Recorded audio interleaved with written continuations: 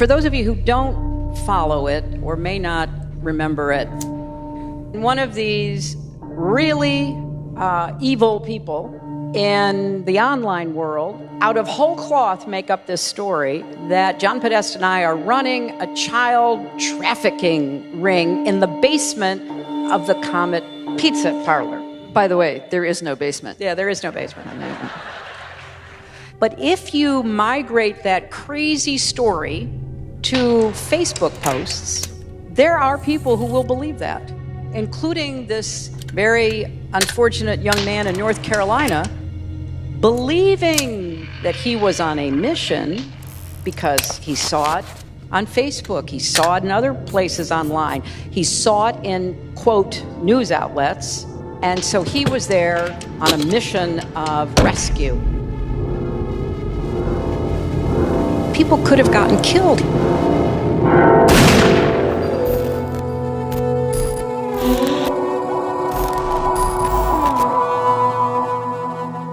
Tonight, a terrifying moment. Authorities say a man with an AR-15 opening fire after police say he showed up at a family pizza joint. Welch drove 6 hours from Salisbury, North Carolina to self-investigate a conspiracy theory called Pizzagate. Viciously phony rumors that the pizza joint was the base for a child abuse ring using underground tunnels led by Hillary Clinton and her campaign chief, John Podesta. This is insane. No one was hurt, but this became an alarming consequence of a growing online phenomena, fake news.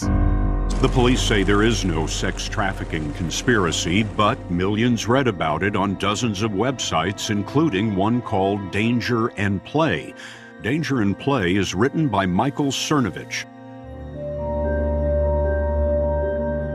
All media is narrative, and we are in a war of narratives. There is a story about me. There is a story that I am just a very mean, awful, nasty troll.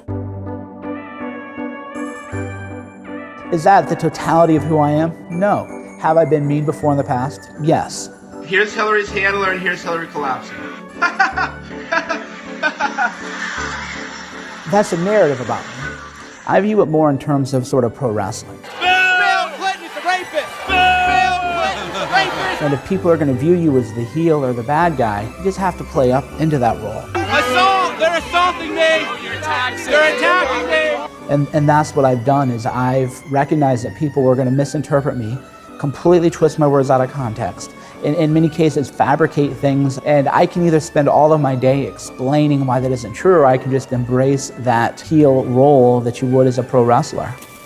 My name is Mike Cernovich, and I'm a journalist, author, and filmmaker. That's amazing. All right, so yeah, I just texted Scott Adams, which is, hey Scott, my latest film was on fake news, and one area we wanted to cover was the role cognitive biases play in fake news, as well as your two movies theory. Would you be in for an interview discussing this? So I think Scott will do it. But that would be what we would want to talk to him about. And he's in the Bay Area, right? Yeah, he's in the Bay Area. I am Scott Adams. I'm the creator of the Dilbert comic strip. I'm a trained hypnotist and have studied persuasion for decades.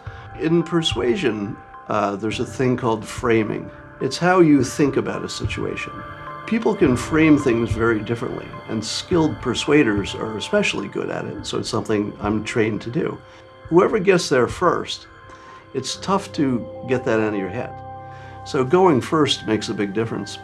I've started doing a lot of live streaming on Periscope, and when there's a big story, I can be live to the world within minutes. I just pick up my phone and I'm live to the world.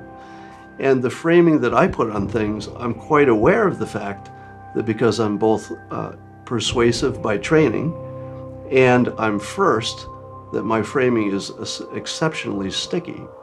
A lot of what we see as fake news is two movies playing on one screen.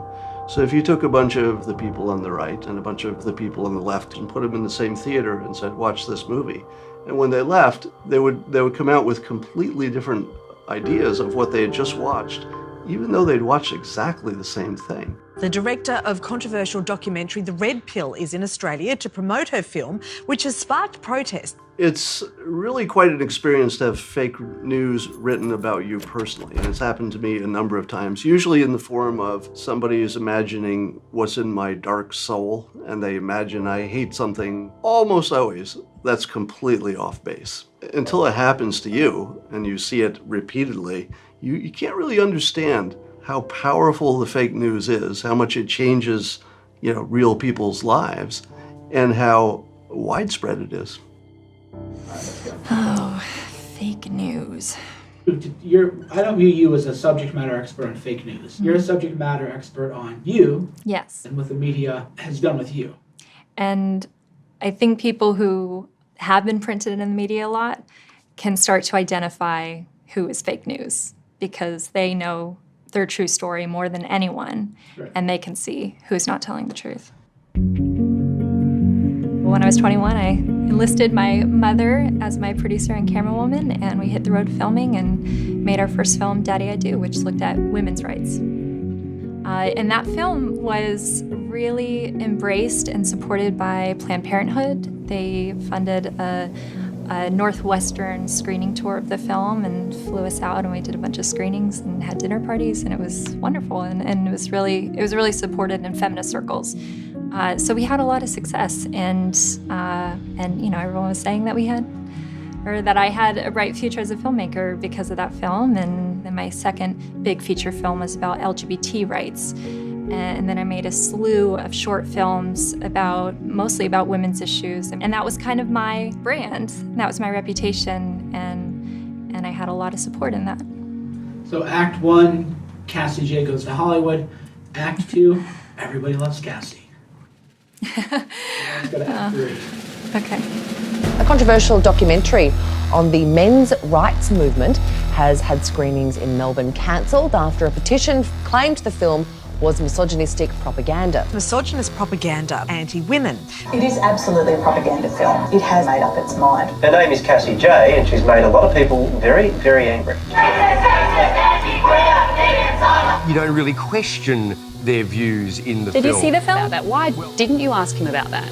I did ask them about that. I mean, aren't generalisations like that dangerous? Because your publicist wouldn't send us the full thing. I sent you the screener link actually to the full film. She doesn't actually do the research. But many of the film's backers are MRAs. About men here. This is just a conversation where we want to talk about men and boys' problems for just 5 minutes. All right, Cassie, we're out of time. We'll have to leave it there, but thank you very much for joining us. Initially, I thought I was going to be making a film exposing men's rights activists as misogynists, rape apologists, women haters, trying to turn back the clock on women's rights. And after that year of filming 44 people, I realized that the film I thought I was going to make was not the truth of the story I got.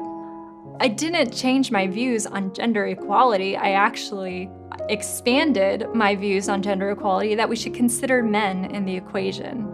But they wanted to make it seem like I was against women's rights. I mean, even some of the interviews I did on Australian news, the lower third where they would say the title of the episode they're doing, one of the titles was "Filmmaker changes her views on gender equality to inference that I'm now against women's rights," which couldn't be further from the truth. But the project in Australia, they put together a video package setting me up as a monster. And in their graphics, they said the Red Pill movie was funded by men's rights activists. But many of the film's backers are MRAs. And it's just this little soundbite in an effort to discredit my entire, last 4 years' work. I did a Kickstarter campaign. Everyone knows no one has creative control if you're a Kickstarter backer. There are a minority of men's rights activists, a minority of feminists, and mostly people who didn't identify as either. And, moving forward with my career as a filmmaker, I don't know how this smear campaign will have impacted my future opportunities.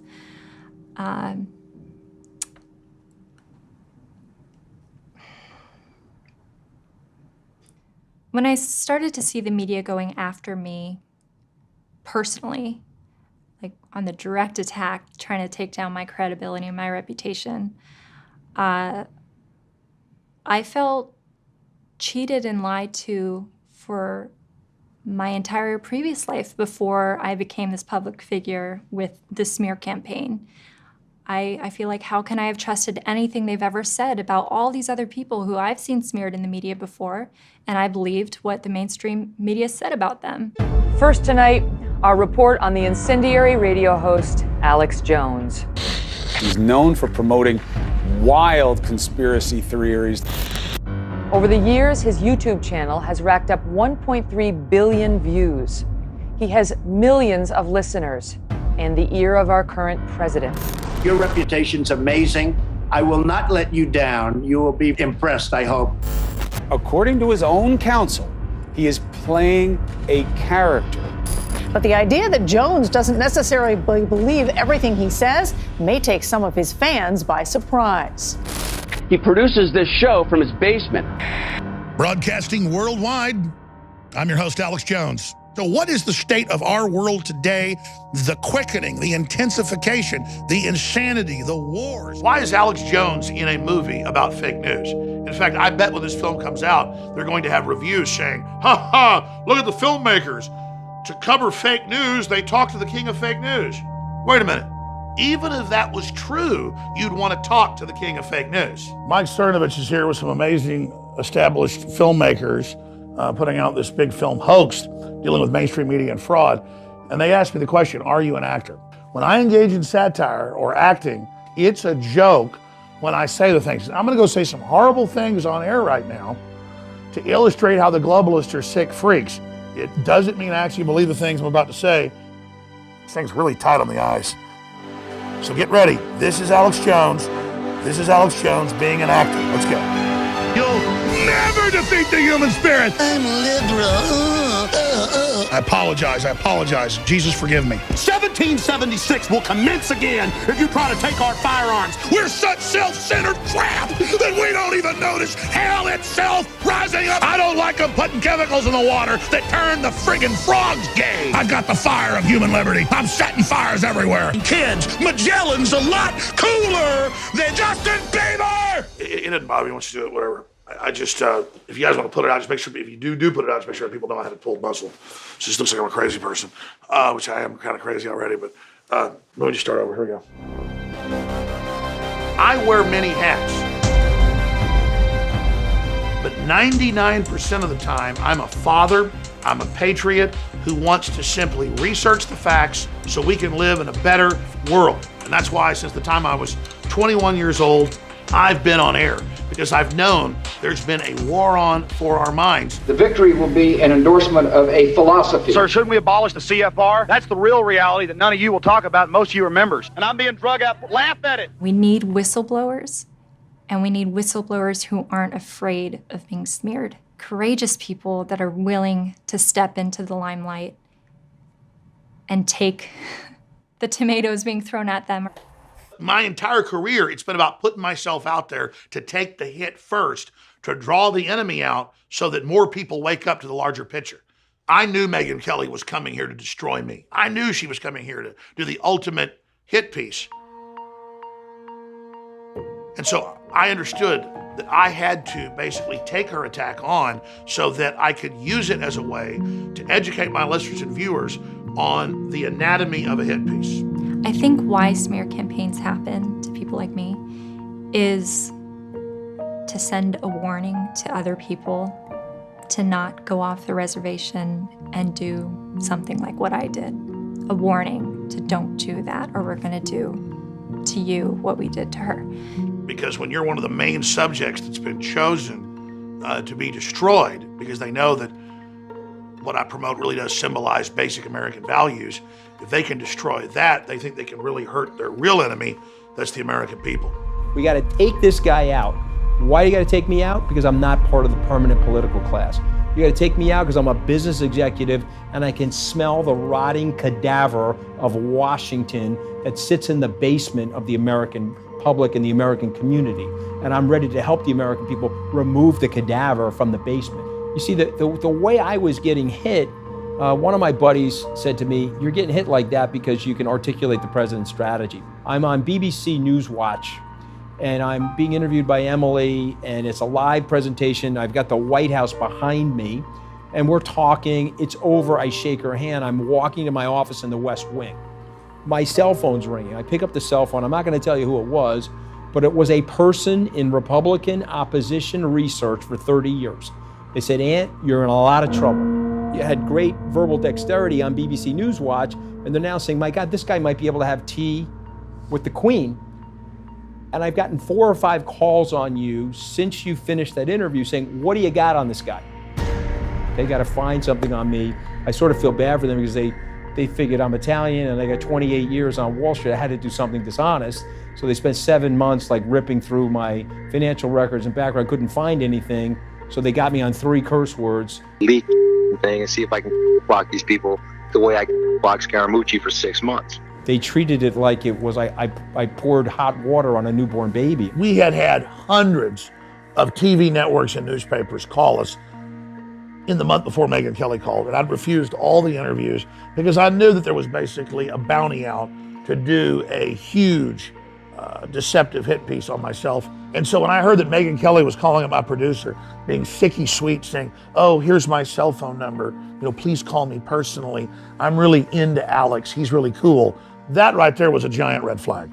And as soon as I call her, boom, she wants to go out to dinner with me. She's obsessed with me. She thinks I'm really handsome. She thinks men that have a little pot belly like me are sexy, that the best men look like me. These are exact things she said. So I got my other phone and started recording it on speakerphone. You just became very fascinating to me. I just sort of thought you were this maybe, one-dimensional guy, like this is your thing. She promised me that it wasn't a hit piece, so that she didn't even want to get into the subjects like Sandy Hook. It's not going to be some gotcha hit piece, I promise you that. But of course, once she got here, she uncloaked herself. Sandy Hook, 9/11. That's a dodge. And she would take pieces where I'd said one thing 20 minutes before, "I love Satan," and edit that into something that was a completely other subject to make it sound like I was a stark, raving, babbling, stuttering volleyball or something. It's just... I just want to talk about you. I want people to get to know you. And the craziest thing of all would be if some of the people who have this, insane version of you in their heads walk away saying, "You know what? I see like the dad in him. I see the guy who loves those kids and who is more complex than I've been led to believe."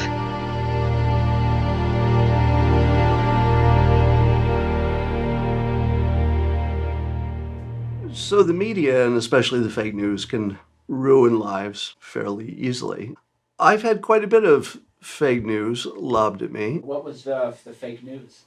Well, the fake news was that I'd said negative things about women, which if you saw them in context, you would understand that they weren't. But out of context, whoa, they sounded terrible. If I thought somebody actually thought the things that people said I thought, I would not like that person. And if you think somebody's evil, whatever comes out of their mouth is going to sound pretty evil. And if you think that person is on your side, even if they say something that sounds a little bit evil, you're going to say, that's Bob. He doesn't mean that. So we imagine we can see what's in the soul of other people. It's the most classic mistake you could make. You're not good at peering into souls. You just think you are. Everybody thinks they're good at it. Everybody's wrong. We're all terrible at it. And weirdly, we imagine that these normal people who would be our friends in any other context are actually like monsters on the inside. And it's pretty rare that anybody is actually a monster on the inside. This is the spot where it was first seen. Where did it come from? What is it? They're bringing crime. They're rapists. I know nothing about David Duke.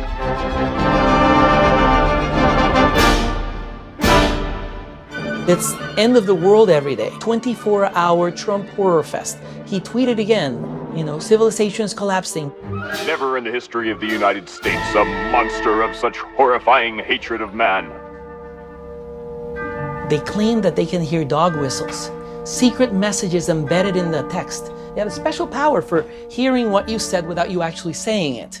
We can disagree with some or several of Trump's policies. I'm not here to talk about politics. I'm talking about what he said and how it compares to what the media literally portrayed him as saying. When Donald Trump kicked off his presidential campaign at Trump Tower, he goes down the escalator and he gives a speech in which he says, all Mexicans are rapists. This isn't just a general impression. I mean, this is something that was said repeatedly on CNN, Time Magazine, CBS, Washington Post, Politico, Huffington Post. Repeatedly, time and again, we find them literally saying that Donald Trump said Mexican immigrants are rapists. A horrifyingly disturbing and grotesque thing to say. If Donald Trump said that, then absolutely he should drop out. The fact, of course, is that's not quite what he says. What he says is, when Mexico sends people, they're not sending their best. They're sending people that have lots of problems. They're bringing drugs, they're bringing crime, they're rapists. And some, I assume, are good people. And what he did say, you know, was graceless. It was inappropriate. But gosh, it wasn't. He didn't say that all Mexicans are rapists. That's just not what he said. He's complaining that somehow he thinks the Mexican government is sending people that have lots of problems. But the media fixated on 2 or 3 words, they're rapists, and decided that the noun there must be the worst possible interpretation, meaning all Mexicans. Every single Mexican, children, nuns, old people, all of them are rapists. And what a shame that Donald Trump said that. And he explained himself repeatedly. He went around praising Mexicans in multiple states again and again, saying they're good people, they're wonderful people. I want them to come in legally. The media never cared. What they cared about was this cartoon to not echo a stereotype, create a stereotype that I had never even heard of, that all Mexicans are rapists. What's stunning about these stories, these memes, is that even despite their being so incoherent, the media is able to just keep them going endlessly by systematically neglecting every shred of evidence against the story and reading between the lines with everything that seems a little off color. So here's another meme. During the campaign, Donald Trump called for the creation of a national database, a registry that would track all Muslims in America. Every Muslim American would have to be registered in this thing, carry a special ID, perhaps wear a badge. This was echoed in countless many media. It's totally false. It just didn't happen. The proposal wasn't created by Donald Trump. It was made by a Yahoo reporter. Do you think we might need to register Muslims in some type of database or note their religion on their ID? This is Hunter Walker, Yahoo News, asking this to Trump. And what did Trump do? He didn't answer the question directly. You know, he's just interested in sticking to his message and saying the things he wants to say. It's known as the artful dodge. I mean, this is something politicians have been doing for decades. Well, we're going to have to look at a lot of things very closely. We're going to have to look at the mosques. We're going to have to look very, very carefully. He said, look, he said carefully. Now, when Walker reports this, what he says that Trump says, he says he wouldn't rule it out. Then it becomes he calls for the creation of a national database. And this expression shows up on CNN. It shows up on the cover of New York Times. The fascinating thing is how they seem to play a game of telephone, of taking not just what Trump says and twisting it, but they'll take what each other of them say that Trump said, and they'll add details. And Donald Trump again and again says, I didn't say that, that's false, this is ridiculous, I didn't start it, a reporter suggested it. Did they apologize? Did they at any point say, you know what, we want to go back over some of these stories we said, whether they're about, you know, religion or Mexicans, or, you know, let's do a tally of how many of these things we kind of twisted out of proportion. No, they're more interested in people tripping up on words rather than events. All kinds of things happen in the world. Alarming, important, urgent things. People die, people are dying. Serious things are happening, and instead, the sad state of the media is, what are they obsessed with? What is their number one concern? It's Twitter. I'm fascinated that the media is obsessed with whatever little white lie they think that I told on Twitter. How many people are dying because of whatever they view as being untrue, that's being said by me? Now let's compare body counts. I'll gladly compare, they would have to frame me for body counts and shootings, as they did with the Pizzagate thing. I don't have to frame them, I just have to talk about what they've done.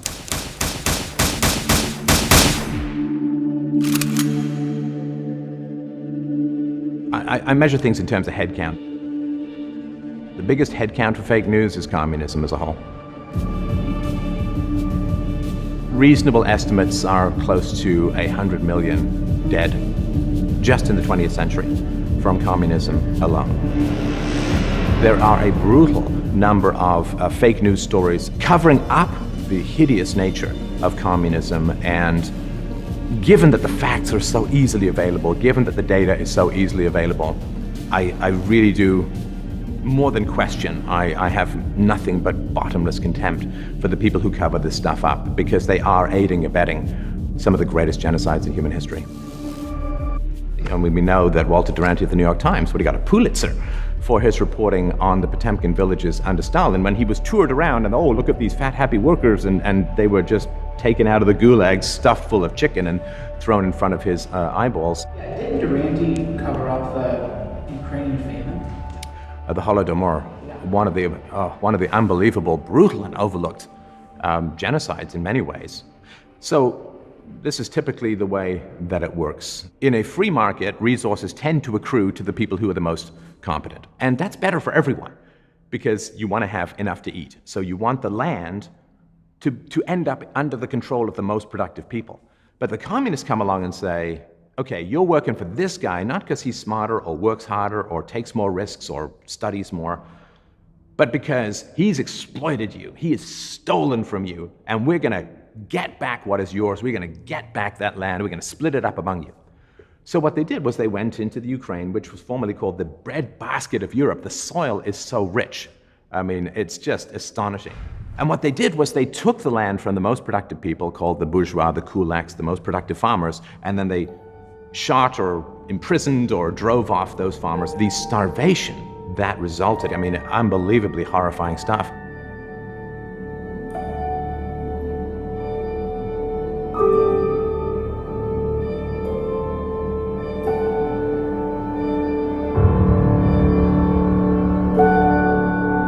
This was all covered up. The reports were coming out, just as the reports were coming out about the Holocaust. The reports were coming out, but they did not examine it as much as they should have, and millions of people starved to death as a result. And that helped stretch out the communist regime for another couple of decades, and it helped to spread the communist regime to other places in the world, North Korea, Cambodia, China. You know, there was a time when a third of the planet was under communist dictatorship.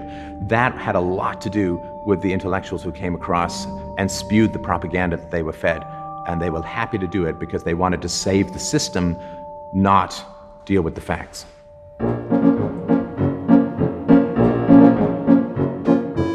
There are still people out there with Karl Marx buttons. You know, you try wearing a Hitler button, Hitler's head count was far lower than communism. You go out there with a Karl Marx button and people are like, oh, that's edgy.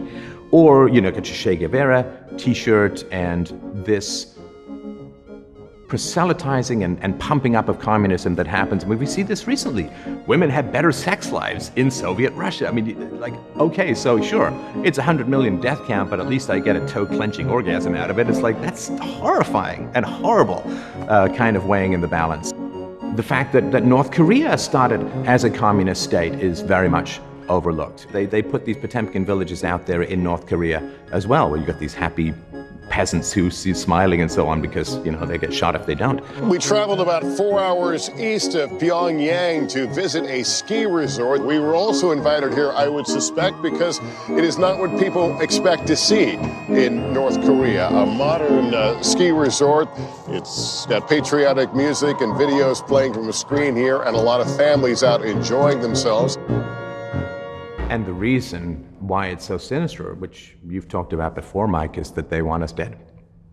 If you openly cover up for a regime that the first people targeted are people like you and me, I can't view this as a merely ideological dispute. This is not an academic difference in opinion, because if the system that they want gets in power, myself, my friends, my family, everything will be the first to go.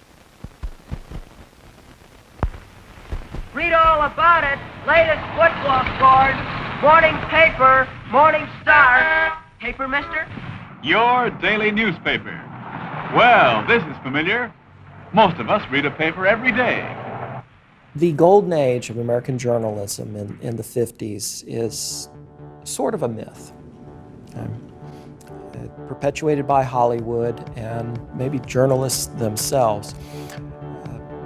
But it was golden in some ways. There were hard-hitting reporters out investigating, trying to break big stories, and that image of a disheveled reporter who wants to get the story no matter what, in some way is representative of reality. They did publish hard-hitting stories. And print was king because TV was just baby stages.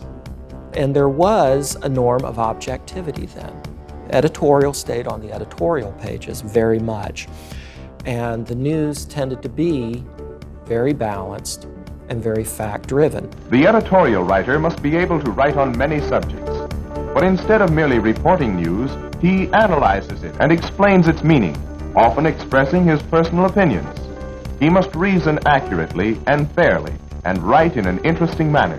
There was also a different culture of the time, which was that objective truth does exist, and that there are consequences for lying and doing this in the afterlife. Journalists, whether they were practicing Christians or not, brought in this American ethic, which included God, absolute truth, also this idea that yes, there are objective facts that we can find and report. To be successful today, a newspaper must contain all the elements of the best journalism to fill the needs of modern newspaper readers. But beyond that, it must inspire complete confidence in its integrity. One of the key bits of information is a study that I did that fits right into the golden age of journalism that looks at American newspaper editorials from 1958 to 1970. And so starting in 58, I found that all of these papers leaned a little bit to the right. Surprise. But between 58 and 70, there was a dramatic shift to the left, much more so. And I mean, it is almost a straight line and showed no signs of changing. And informally, I looked at some contemporary editorials the same way from some of those major papers and found them up there. And so we see this shift during that time in the 60s to much more liberal orientation. Additionally, the way the editorials were crafted changed, which I think reflects a change in the news culture and the culture of the country. In the late 50s, we found even if they leaned one way or supported one policy, they still offered a healthy clash of those issues. And so you kind of got both sides, and you had room to disagree. As we progress further to 1970, that stops, and it becomes more polemic and less an argument. I think one of the main considerations for that change was the Cultural Revolution. We start to see a new generation coming into power. We now have the creation of a liberal environment. And let's not forget some of the formative documents that came out of Students for Democratic Society in the early 60s. And they quite clearly stated that student progressives needed to move into the major institutions of this country to affect change. We're going to be on the streets and in every institution in this country from now on. The media, the news media, was one of those institutions that was targeted. We're going to replace capitalism with socialism. There was also some dissatisfaction with the federal government in terms of its forthrightness with what was going on in Vietnam. As trust was lost, there was more willingness to oppose. So it was many factors engaging, and now it's gone all the way now. For we are opposed around the world by a monolithic and ruthless conspiracy that relies primarily on covert means for expanding its sphere of influence. we have been compelled to create a permanent armaments industry of vast proportions. It is a system which has conscripted vast human and material resources into the building of a tightly knit, highly efficient machine that combines military, diplomatic, intelligence, economic, scientific, and political operations. We must guard against the acquisition of unwarranted influence, whether sought or unsought, by the military-industrial complex. Its preparations are concealed, not published. Its mistakes are buried, not headlined. Its dissenters are silenced, not praised.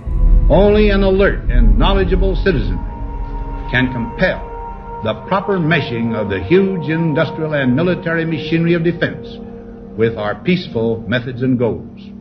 And so it is to the printing press, to the recorder of man's deeds, that we look for strength and assistance, confident that with your help, man will be what he was born to be, free and independent.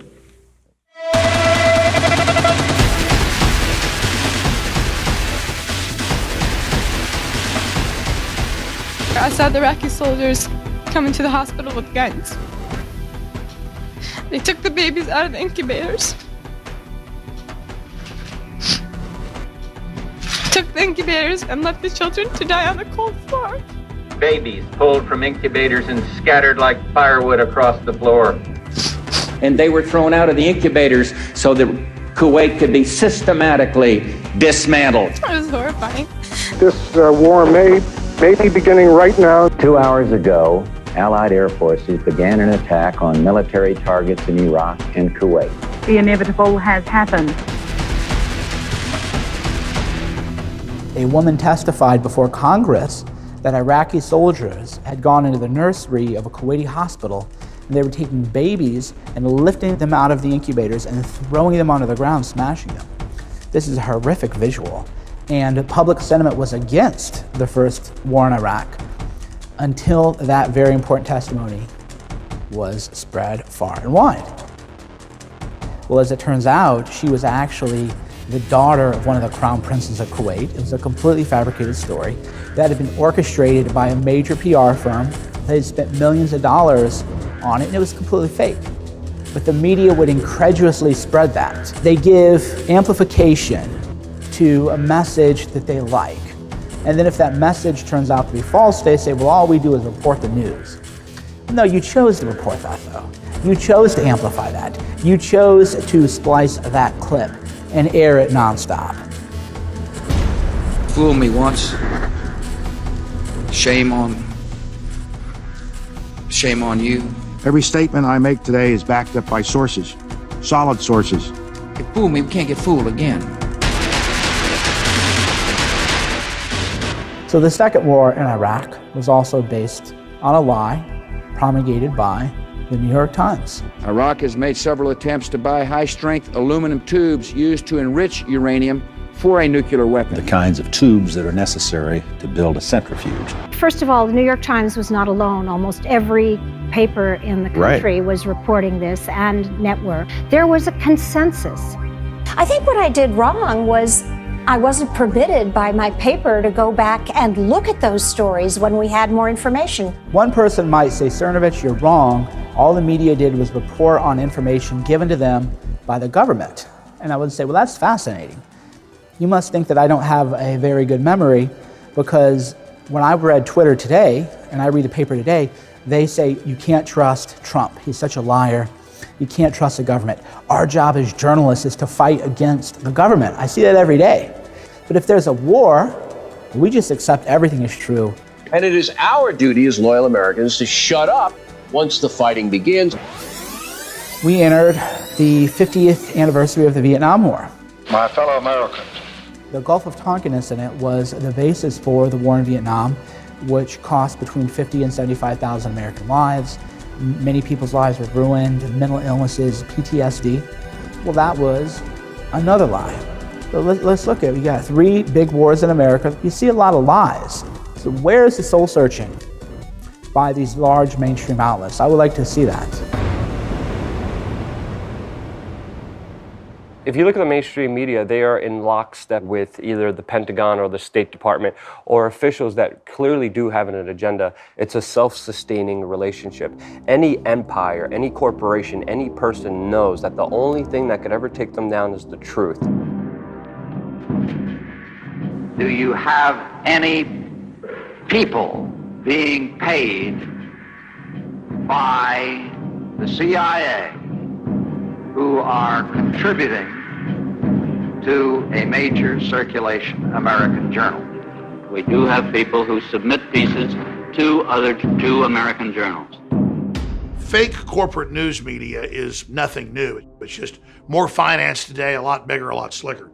Back in the 40s, 50s, 60s, 70s, and 80s, there was Project Mockingbird that Senator Frank Church's committee exposed, where the CIA and other agencies had key people throughout positions in the mainstream media to put out fake news or to kill stories when they needed it done. They infiltrated high-ranking media organizations all around the United States and were working not only with them, but reporting as if they were neutral journalists when they were pushing an agenda. Planted stories intended to serve a national purpose abroad came home and were circulated here and believed here.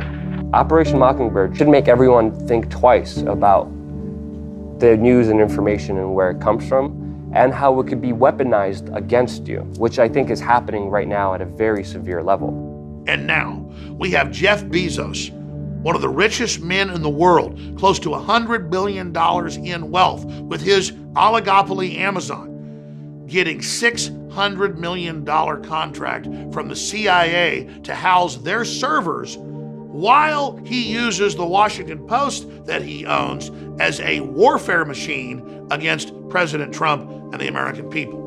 I was supported by the Central Intelligence Agency, by the CIA. This one great German journalist came out and said, yeah, the CIA wrote headlines for me. They told me what to say. There's many countries where this happens, where you find people to claim they are respected journalists, but if you look behind them, you'll find they are puppets on a string of the Central Intelligence Agency. Obama signed a Ministry of Truth into action before he left to use U.S. intelligence agencies against the American people. Now, critics argue the act allows the U.S. government to censor some news as propaganda and push a government agenda, in other words, government propaganda, on the U.S. citizens, usually by way of labeling inconvenient stories as fake news. Propaganda is now legal. Yes, legal, not illegal. It used to be illegal, according to a 1948 law, Smith-Month Act, something like that. Because 3 years ago, wrapped inside the 2013 NDAA, was an amendment that removed the ban on the U.S. government creating propaganda and then showing it to U.S. citizens. A lot of people who claim that they're journalists, they're just repeaters. They get a press release and they just rewrite the press release. I was actually able to uncover something that really made me feel defrauded as a journalist. Not only our sources, we found out that Bahrain is a paying customer at CNN. They've also produced similar content for Georgia, Kazakhstan, and other nations as well, Lebanon. Look, if CNN's corporate bosses want to worship dictatorships, that's their right. But when they're getting paid by the dictatorships to do it, in my view, that's criminal and it's downright anti-American. I was accused of leaking secrets of states. 6 times house searched. They hoped that I wouldn't do that ever again. I don't mind what will happen. I've had 3 heart attacks. I have no children. So if they want to bring me to court or to prison, so it's worse for the truth. The truth won't die. Decades ago, it used to be the case that news divisions did their investigative reporting operating at a loss. They did so in the public interest. That's gone by the wayside. These days, news organizations do specifically what behooves their bottom line. Hi, my name is James O'Keefe. I'm from Project Veritas. Project Veritas started with the mission of investigating and exposing waste, fraud, abuse, corruption, dishonesty, self-dealing in order to make a more ethical and transparent society. In order to do that, We have to go undercover because a lot of these people are not going to tell us on the record what's happening. One story has monopolized President Trump's time in office like no other, especially on CNN. Russia. In fact, since the inauguration, CNN has mentioned Russia on their air nearly 16,000 times. So we sent our undercover reporters inside CNN to understand why. Then why is CNN constantly like, Russia this, Russia that? Because it's ratings. If it's all just because of ratings, if it's all just for money, if his own staff, more than one person, thinks that it's BS. The Russia thing is just a big nothing burger. Really? It's mostly bullshit right now. Like, we don't have any big giant proof. And they're doing it in order to make money only? All the nice cutesy little ethics that used to get talked about in journalism school, you're just like, that's adorable. That's adorable. Yeah, this is business. That's something the American people need to see. I'm not making a value judgment about it, but that's information that people need to see. And that's the heart of the matter is journalism is about exposing things for what they really are. And there's a lot of powerful interests that do not want things exposed for how they actually are. People go in the media, journalists, or would-be journalists would say, Cernovich, you just want clicks. All you care about is page views. These are the people who live and die by ratings. These are the people who, the minute the show's over, they're waiting for the ratings to be uploaded. If there's a way to start a war and get America involved in another major massive war, all the media companies stand to make a lot of money. Nobody talks about that. For example, when there was a major terrorist attack in France, the images of dead babies were blurred, and we were told by the media, never show dead children on television. This is too horrific. This is not what we're about. You can't do it. This is what we're told, right? But then suddenly we have a story about Assad gassing his own people, and a lot of people want war in Syria. Well, not only do they accept the conclusion that Assad gassed his own people without any real evidence, but now they post images of dead babies on television and in the newspapers and post those pictures. Tonight I ordered a targeted military strike. The president again citing the disturbing video of Tuesday's horrific chemical attack as a major influence on his decision. A dizzying turnaround for an administration that just days ago declared that their priority was not to oust Syrian President Bashar al-Assad from power. Donald Trump became president of the United States. I think this was actually a big moment. The media makes a massive amount of money with wars because then you have nonstop coverage, embedded journalists, hot new footage. Watch this latest bomb be dropped. Watch this latest firefight. We see these beautiful pictures at night from the decks of these two U.S. Navy vessels in the Eastern Mediterranean. I am tempted to quote the great Leonard Cohen, I'm guided by the beauty of our weapons, and they are beautiful pictures. They make a ton of money doing that. Not only that, but their parent corporations and these media holding companies and their shareholders make a ton of money off of war. Boeing makes a ton of money. These contractors make a ton of money. The lobbyists make a ton of money because now you have contracts to dole out. Nobody talks about this, though. How does the media make its money? War is never coming from itself. There is always people behind it to push for war. And this is not only politicians, this is journalists too. Because you know there's a lot of jobs at stake. Certainly if a lot of these defense contractors stop selling warplanes, other sophisticated equipment, there's going to be a significant loss of jobs. So what they're doing is completely dishonest.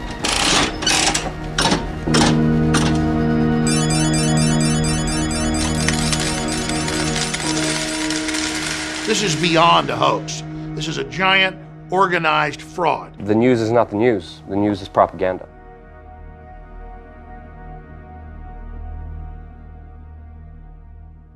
Nothing has captured this crisis like the picture that we began with last night. His family says his name was Aylan and that he and his brother and his mother drowned trying to reach Greece by boat. All photographs are rhetoric. All photographs are accurate. None of them are the truth. Let's face it, we don't see the world in a still frame. We don't see the world in black and white. We don't see the world frozen. All photographs are kind of self-portraits. They're really a reflection of the photographer and the editor There's a lot of journalists who get angry when I say that. And tonight we're going to spend the program looking at the power of that image, which has shocked the world, shaken politicians, and transformed the debate about refugees fleeing from war. If you're listening to a song, you have to listen to the song. You have to at least get to the hook before you decide that you think it's a good song. Still images don't work that way. Still images happen immediately. I just can't look at that without being so upset. Like, it just makes me think how lucky I am that I live in Australia, that my children live in Australia. That's what it is. Yeah. The most persuasive thing is visual. Our visual sense overpowers everything else. So what they choose to show as an image is the message, no matter what the words on the screen say. What you remember is what you saw. The salaciousness or the shock value of images can be used in order to kind of manipulate people's behavior. Dead children are normally taboo, especially on the front page. But next morning, almost every UK newspaper broke the rule and ran an image on the front cover. And if you compare that to the bodies in Europe from terrorist attacks, some of which committed by these migrants or their descendants, those bodies you can't see. Showing those bodies can get you censored on social media. People still have fears that migrants might have an ISIS member lurking among them, which there has been no credible example of. News broke that one of the attackers may have posed as a refugee and entered Europe through Greece with a fake Syrian passport. Knowing that you're not seeing those photographs should be a tip, right? It should be a clue.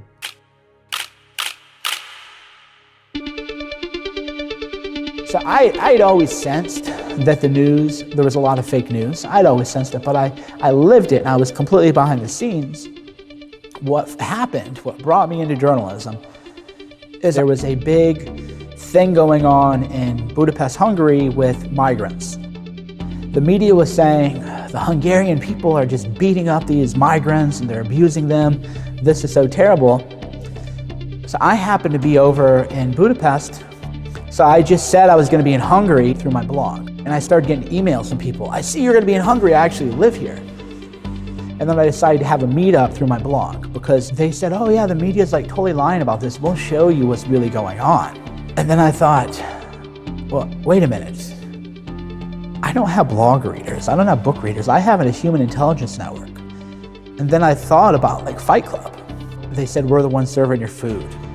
We're the ones watching your car. We're the parking lot attendants. We're the baristas. And I kind of had that moment where I go, yeah, I don't have readers. I now have sources. Do not fuck with us. So I went to Hungary and I reported on the refugee hoax that was going on. They were actually being very well taken care of. There was charity everywhere you looked. Everybody there is very well fed, multiple meals, cleaning areas, tent cities everywhere. The men are playing soccer, people are goofing off. Completely different than what was being reported. There was one woman in a wheelchair. So you know what?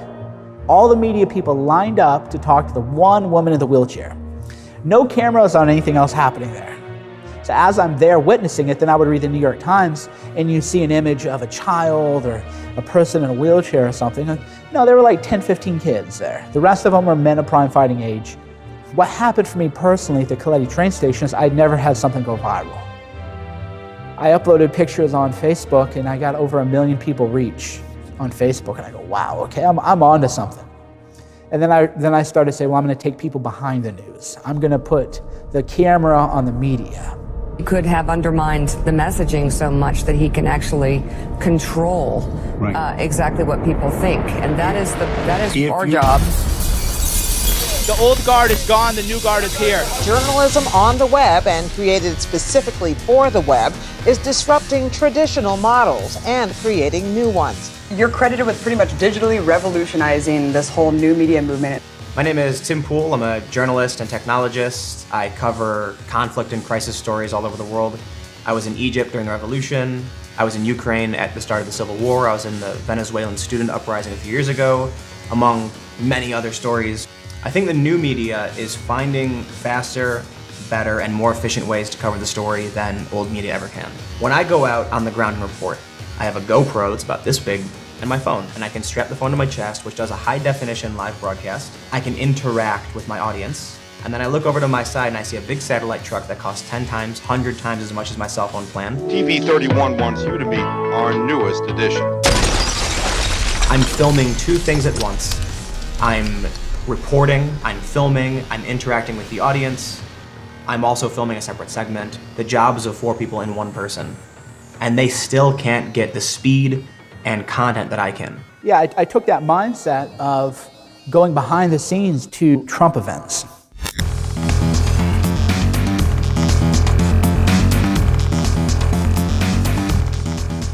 Not to the rallies, which I found quite boring, but to what was happening outside, and it was carnage. People had taken over the streets, were tearing down signs, sucker punching people, screaming at people. It was pandemonium, and I just live streamed. I didn't know what was going on. I just live streamed the whole thing, and my phone went dead. Because at the time, I didn't know to have a battery pack. You're like a rookie, right? So I'm running to charge my battery, get like 3, 4, 5%, sprint back, live streaming, sprinting back, live streaming. And it was fun. It was a major adrenaline rush. The biggest difference between an independent journalist and a mainstream reporter, first, is the entrepreneurial attitude. It's a huge risk to go off on your own, and so immediately there's going to be a different perspective on the world. A lot of the traditional journalists, they get out of school, they look for a job. A lot of independent journalists know what they want to do and oftentimes will fly themselves to some dangerous part of the world because they want the story. Yeah, but we live for this, you know? We live to tell the truth. Nobody else is going to do it. We have to do it. So, here's another great example of fake news. If you watch the news of the RNC, you would be told total chaos, division. Oh, there's protests everywhere. Protests everywhere at the RNC. You'd go to these protests, it's 20 people. I kid you not. 20 people and 100 media people taking pictures, and they would stage them. And they would crop the shot so you couldn't really tell how many people were there. So disappointed by these protests. Yeah, I know. I'm going to have to go to DNC. So I go, and I was in a real protest march.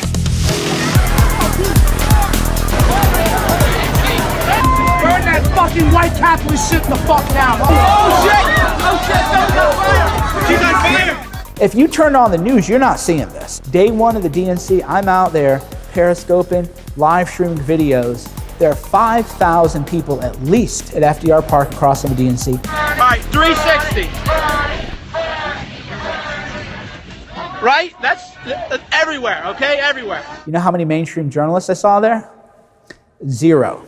There's not even one journalist here, except for me. They're all on Twitter, talking about the future of the Democratic Party and the future of the election. They're unbelievably lazy. Being a right-winger in New York City, I'm drowned in the opposition. And you learn to enjoy conflict, you learn to enjoy arguing, and I think it makes you a more complete person. And we wonder why the media has become... These people don't leave their desks, and this is true of the right and the left. They'll sit there and they'll Google and they'll talk about a backlash, and you'll go check the evidence of this backlash and you realize it's just tweets. There's no more Watergate from the beat reporter talking to people on the street because he just uses Google.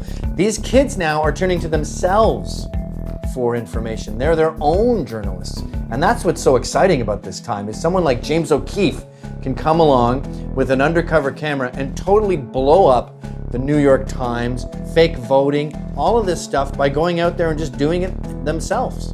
So the biggest rub on me is that I'm not a journalist. That's what they will say. James O'Keefe is not a journalist. Whatever they want to call us, it doesn't matter. What matters is the thing that you are producing. I'd like to get a comment as soon as possible. Oh, okay. Can I have the name? James O'Keefe. Okay. Can I put you on hold really quick? Yeah, thanks. This is the oh shit moment. Journalism is not just an identity, it's an activity. It is what you do, and you judge people based on what they produce. Basically, everyone is a journalist. But here you have actual grassroots activism, and there's no media. So you go to the DNC, you see this massive protest, real protest, not like this bullshit, the RNC, which the media hyped up.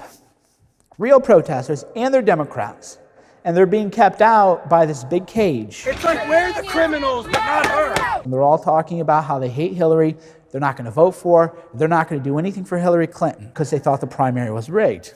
And there's no mainstream coverage of this at all. They're chanting WikiLeaks. What do you think about the WikiLeaks? Okay. Yeah, that's the last straw. That is the proof of what we've all expected that they've been doing. WikiLeaks released thousands of emails from the DNC appearing to show favoritism towards Hillary Clinton. CNN can't verify the authenticity of those emails, but they suggest that Bernie Sanders may have been right. The primary system was rigged against him. WikiLeaks offered a window into the world that most people would have never had. And that's the real reason the media lied about WikiLeaks. When Chris Cuomo said on CNN, it's illegal to possess these stolen documents. It's different for the media. So everything you learn about this, you're learning from us. It's different for the media. It's different for the media. WikiLeaks showed, though, the extent of the collusion. There were, I believe, 52 reporters who had various off-the-record, very homey dinners with John Podesta. So they're all great friends. Glenn Thrush, who was then at Politico and now at the New York Times, emailed John Podesta and said, I'm such a hack that I'm going to send you the part of the article that pertains to you before it's released. What they were doing is they're giving the other side a head start. Hey, we're about to drop this hit piece on you tomorrow. Get your talking points locked and loaded tonight. It's amazingly valuable. So not only did he not get punished, he is now the White House correspondent at the New York Times.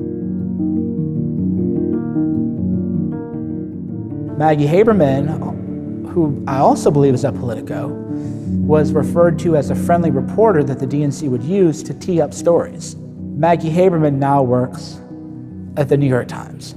I have an uphill climb, and I'm going to climb as high and hard as I can. Donna Brazile was a CNN contributor, and she obtained some questions from a town hall, which was competitive, between Hillary Clinton and Bernie Sanders, and she gave the questions to Hillary Clinton. She confirmed that the primary was rigged against Bernie, and it was rigged for Hillary. She revealed it based on the fundraising agreement between Hillary Clinton's campaign and between the DNC, that all the messaging from the DNC had to be cleared by what she called Brooklyn. That was the Hillary Clinton office. Every press release had to be pre-approved. Well, that's a nice advantage. I would like every article about me to have to be pre-approved by me. That would be amazing. WikiLeaks confirmed what people already knew but couldn't prove, which is that the media and the Democrats are one and the same. There is no difference. They're all buddy-buddy.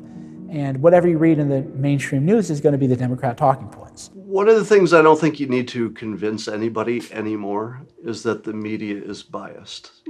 I think there used to be a day, maybe when I was a kid, when people said, well, the news is at least trying not to be biased. They're at least trying. But now nobody believes that. What they do believe, which is weirder and maybe worse, is that they believe that only the other side is biased. And that's a tough one to crack. A lot of people will look at me and they'll say, Lauren, you've obviously got a bias. Yeah, everyone has a bias. I'm just honest about it. I will tell you, yeah, I'm coming from a right-wing point of view. That's my feelings inside. I am right-wing. So I'm going to explain that to you and tell you to go look and read other journalism as well. It doesn't matter if you are one political side or the other. It matters, are you going to tell the truth about what happened? And so with a lot of these journalists, they're more interested in winning. They're more interested in the political agenda. They're more interested in fitting in than being honest. If I was the CEO of the New York Times, I would bring all my reporters in the room and say, here's the deal.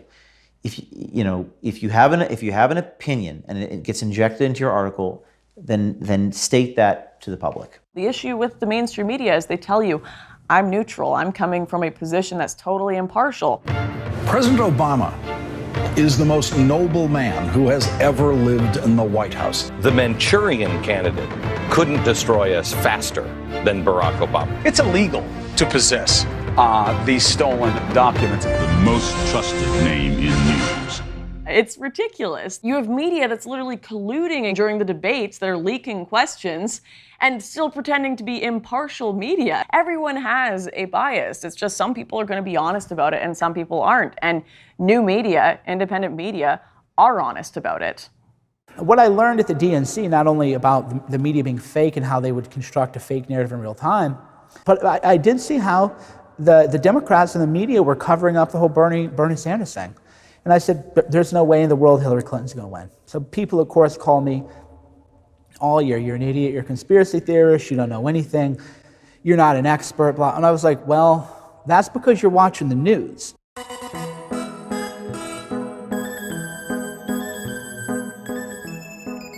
Could he actually win? No freaking way! And which Republican candidate has the best chance of winning the general election? Of the declared ones right now, Donald Trump. We have Hillary's about a 75 or an 80% favorite. We have different versions of the forecast. 89% for Hillary Clinton. Hillary Clinton has a 100% chance of winning. The presidential race is over. The state of the race at the presidential level is virtually over. Oklahoma, Tennessee, Mississippi, South Carolina. Pretty dramatic change in your forecast now. We're in a weird situation right now.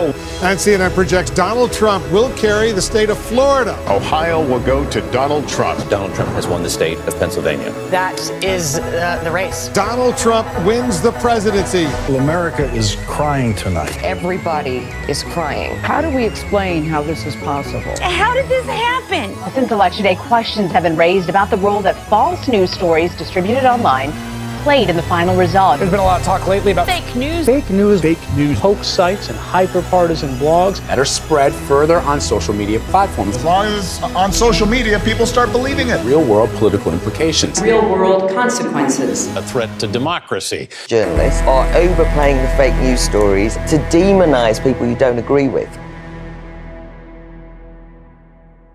In this last election, the nation was assaulted by imposters masquerading as reporters. Michael Cernovich, a Southern California lawyer, has become a magnet for readers with a taste for stories with no basis in fact. Yeah, 60 Minutes wanted to do an interview with me because they were doing a big segment on fake news, and they wanted to make me out to be fake news. It was a complete setup. God bless them. Cernovich's website is just one of hundreds publishing nonsense on the right and on the left. So intelligent people who are familiar with my body of work understand what I do and why I do it. And it's very meta. The first thing that Machiavelli would tell a prince to do would be to write a book denouncing the prince. And so I think it's interesting, to have someone like Mike doing a documentary about fake news, because it's owning a term that has been directed at him and people like him. These news stories are fakes. They're definitely not fake. They're lies. They're not lie at all. One of the reasons that someone like Mike, I think, aggravates journalists so much is that he's sort of like a carnival mirror. Hillary Clinton has Parkinson's disease, physician confirms. You don't think that's misleading? No. He's projecting back at them what they do and almost all but to an absurd and almost offensive level. Hillary is a zombie. What do you guys think? You want to do a hashtag? What do you think of zombie Hillary? So what I am doing is I am being a funhouse mirror, where you think that we're the monsters, but really all we're doing is changing the wording on things that you'd actually said. Hillary, all I know is that she is sick. This is a very sick man. He is truly very sick. This is why we need Hillary's medical records. How recently has he had a colonoscopy or other cancer tests? John McCain's health was a big issue. The media was all covering it. Is John McCain healthy? Everybody's been talking about Donald Trump's health. Is this president of sound mind? Whether it's a personality disorder or borderline personality, he's not in control of himself. Some people have said he had mental health problems. The New Republic said Donald Trump had syphilis. The dangerous case of Donald Trump. 27 psychiatrists and mental health experts assess a president. So if you're a bunch of psychologists and you want to write a book about a patient you've never seen, the media will cover it and you'll be a bestseller. The book includes and validates some of the general news media's speculation about Donald Trump's mental capacity. With Hillary's health, I had a doctor who had never seen her, and they remind me of that. Well, he never treated her. That story was sourced to an anesthesiologist who never met Clinton. What is your take of all the doctors and clinicians all across the country who have said that in this president they see symptoms of this, that, and the other? The duty to warn outweighs that the consideration that would normally apply, which is I'm not going to offer a public diagnosis of a person I have not met.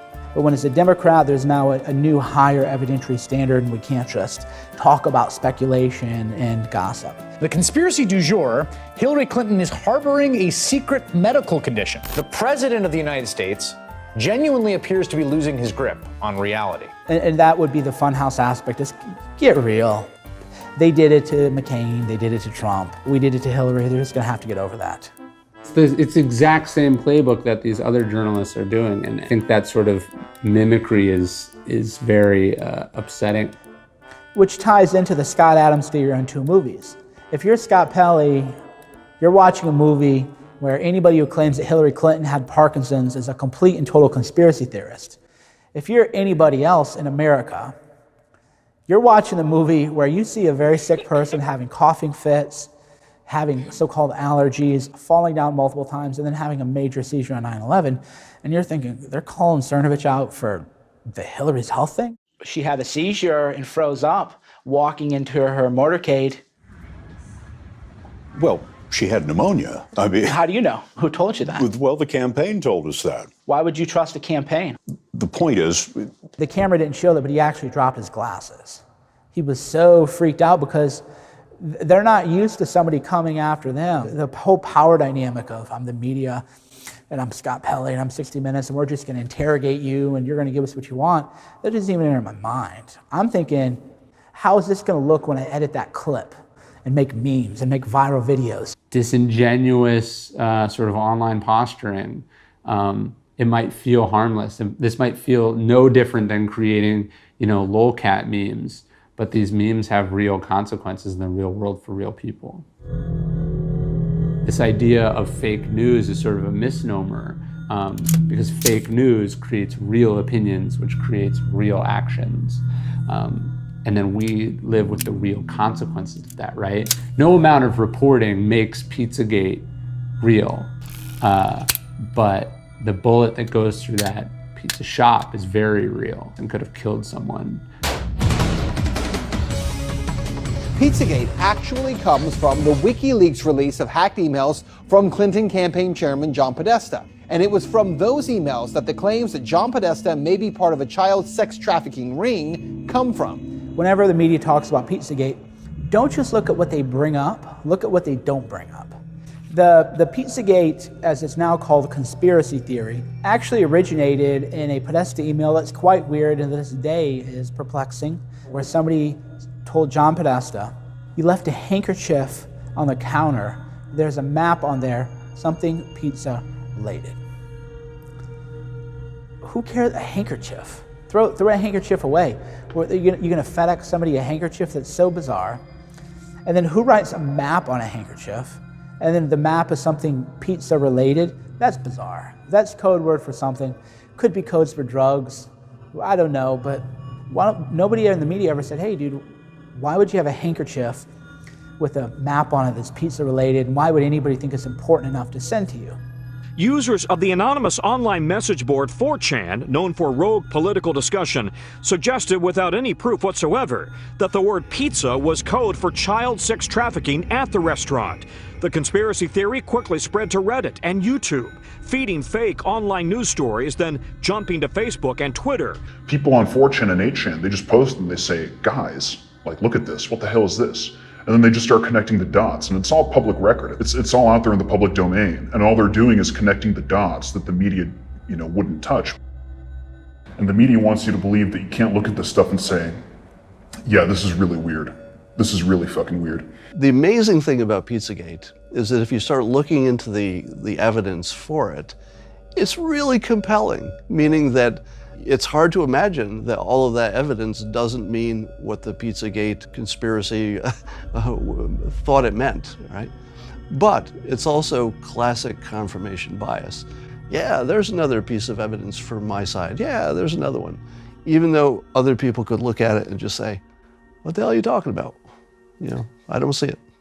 The Pizzagate narrative, as least as concerning Mr. Alefantis and Comet Ping Pong, we have subsequently determined was based upon what we now believe was an incorrect narrative. We apologize. To the extent our commentaries could be considered as negative statements about Mr. Alefantis or Comet Ping Pong, we encourage you to hold us accountable because we improve when you do. They call themselves Pizzagate researchers, which I never was. They have video after video analyzing everything. And somehow it became about a pizza parlor. The Comet Pizza shooting, by the way, is a very sad thing. And the shooter had no connection to me, had never read my stuff. The fake news media has claimed that I propagated it and spread it and everything. But they can never find me blaming that pizza parlor for anything. They can never find me blaming the owner of that pizza parlor for anything. But I was always focused on things that were real and that were bizarre. You tweeted, the Clintons were running a pedophilia ring. It's been in the emails all the time. We just weren't able to see the code. Yeah, I don't agree with that. You don't agree with that? I definitely don't think the Clintons are personally running a pedophilia ring. So why did you write it? That was worded imprecisely. It was more that Why did you write it then? You can go back to 2004, where there was a puff piece written about Tony Podesta. Washington Post and The Guardian had both written pieces about what a great avant-garde art collector he is. And they say, oh, it's just art, it's just modern art. Like, it's just art, don't worry about it. It's kind of like, that's kind of a cop-out. If it's art or not, it's screwed up. For the vast majority of Americans, they're gonna look into that and say, that's weird stuff. Now, maybe Cernovich overplays it, maybe he sensationalizes a little bit, but the sentiment of it is, these are very creepy people. There's an email from the WikiLeaks where the Podestas talk about having stayed in touch with Dennis Hastert.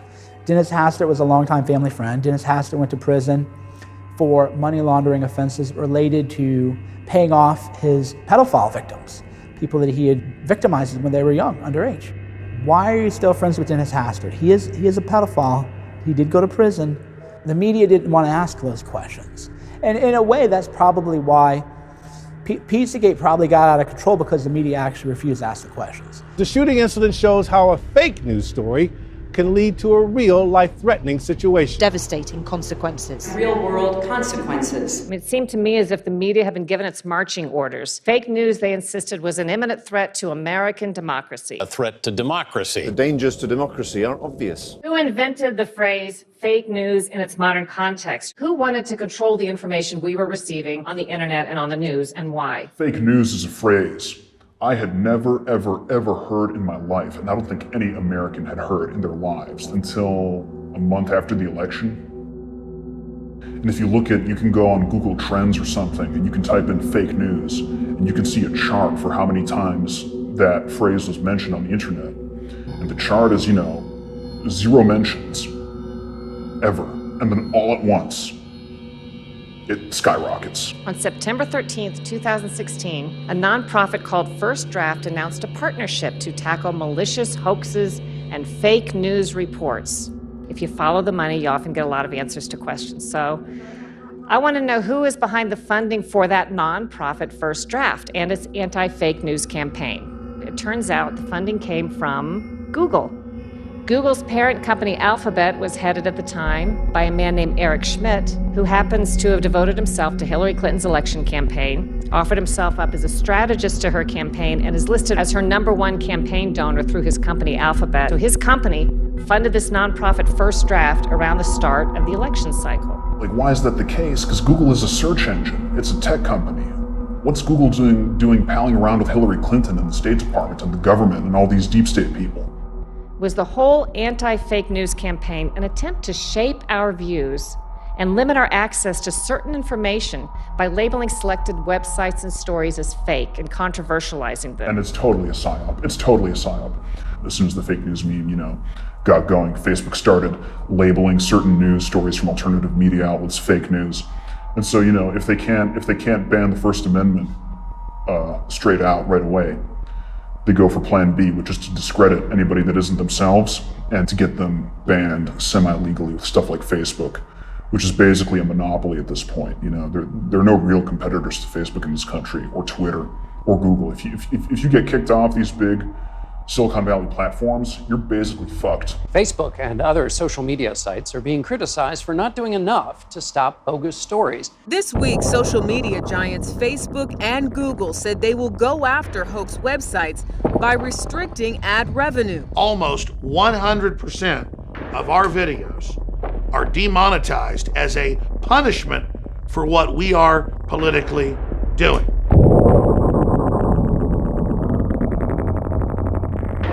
So simultaneously, the corporate media demonizes us for direct selling products so we can fund our operation, while Google had us banned off Google Ads, and while they have demonetized us 95% for our political views.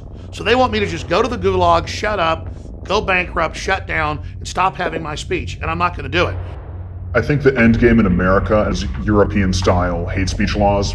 A lot of people in America don't know this, but in Germany, in Sweden, in the UK, and in France, you've had ordinary people go to prison for making anti-immigration or anti-Islam posts on Facebook. Sweden should be a canary in the coal mine for the rest of us. The police have just warned us that if we don't leave now and take this escort, it's going to get really bad really fast. They said 50 people could be here in minutes, and they recognize us. They're masking up. We have to leave.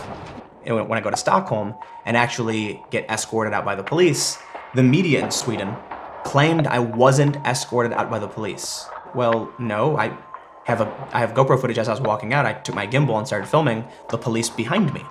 Yet the mainstream media, the Swedish media, reported the police perspective that I was wrong, that I was lying, and then immediately started attacking me. I started getting phone calls. My phone would not stop ringing. They started sharing my phone number with each other. I kid you not. And so I actually went on a national television program. So welcome to Opinion Live. They had scheduled me on this program before I went to Rinkeby. But when I went on, they asked me to explain what happened in Rinkeby. They first said that the police had disputed my claims that I was escorted out and asked me to clarify, to which I responded basically how I just did. And she responded in Swedish. Instead of saying what I said, she said, he's talking about Rinkeby, but the police have disputed what he is saying and said he's lying. I didn't even tell the audience what I said. They just said I was a liar. I've talked with people who have visited Sweden on vacation, and you know what they tell me? They tell me it's the North Korea of the North. One of the largest newspapers, Expressen, hacked a comment system to find anonymous posters. They find their names and addresses. They go to the homes of private individuals, film their faces, and accuse them of being white supremacists. Sure enough, these people lose their jobs. They lose all their friends. People are scared to interact with them. Many people, it's not so much about being scared to interact with them because they don't like their opinions. It's because they'll also get blacklisted. They're gonna come after you, and they're gonna try and whip up a hate mob and get you fired from your job, ostracized from your community. They're gonna smear you. They're gonna call you a neo-Nazi white supremacist. They're gonna call you a conspiracy theorist. They're gonna call you a Russian agent. They're gonna do everything they can to shut you down.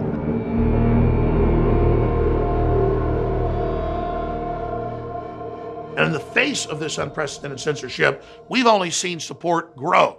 That's why they lie worse than ever. That's why they're so hysterical. It's why they're so angry, so hateful. Then along came Donald Trump, the wild card.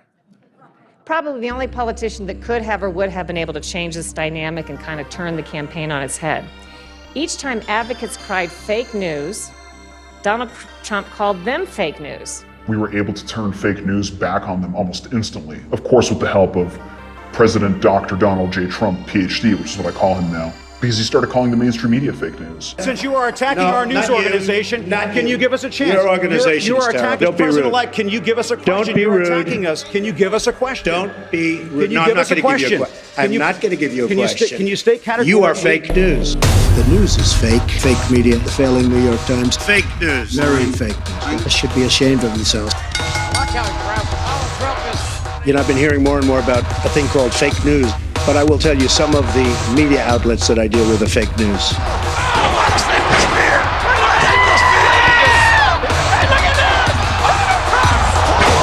And so as soon as they introduced the idea that news could be fake, it was turned against them almost immediately.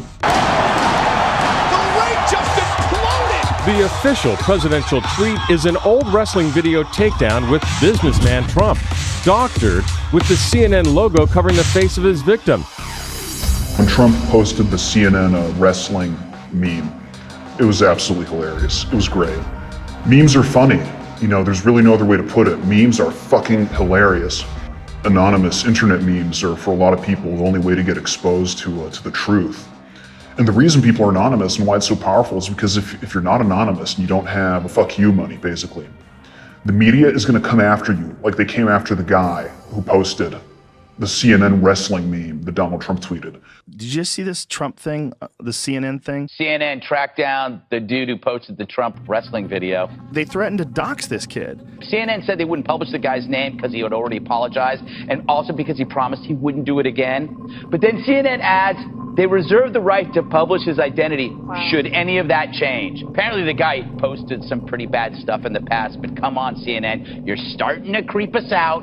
I don't think they have a choice except to step it up, because we're really in an existential battle for the meaning of free speech and for the meaning of truth. People have gotten a very, very skewed line of free speech today, a skewed definition. They think that free speech and hate speech are two different things, which it's absolutely not. Hate speech is free speech. It's the ability to express yourself whether someone finds it hateful or not. My position is very simple. There are just three genders. There's man, woman, and retarded. You should be allowed to say the most offensive things on earth in free speech. This young man is retarded. America's first man. One self-proclaimed internet troll, Milo Yiannopoulos, tells us he's unapologetic and proud, even after being banned from Twitter for his infamous online taunting of Ghostbusters star Leslie Jones. In the Twitter storm that happened, you called her a dude. I said it's a good job there's a hot black dude in the movie. She looks like a man. I am entitled to say that I think a celebrity looks weird. I feel like things are going even more and more to each extreme. Milo was touring the country for a bit, and every place he went, there was period blood being thrown. There was girls screaming outside, smashing garbage cans on the ground. There were people trying to punch him on stage. And then eventually liberals just took it to a whole new extreme. And that was at Berkeley.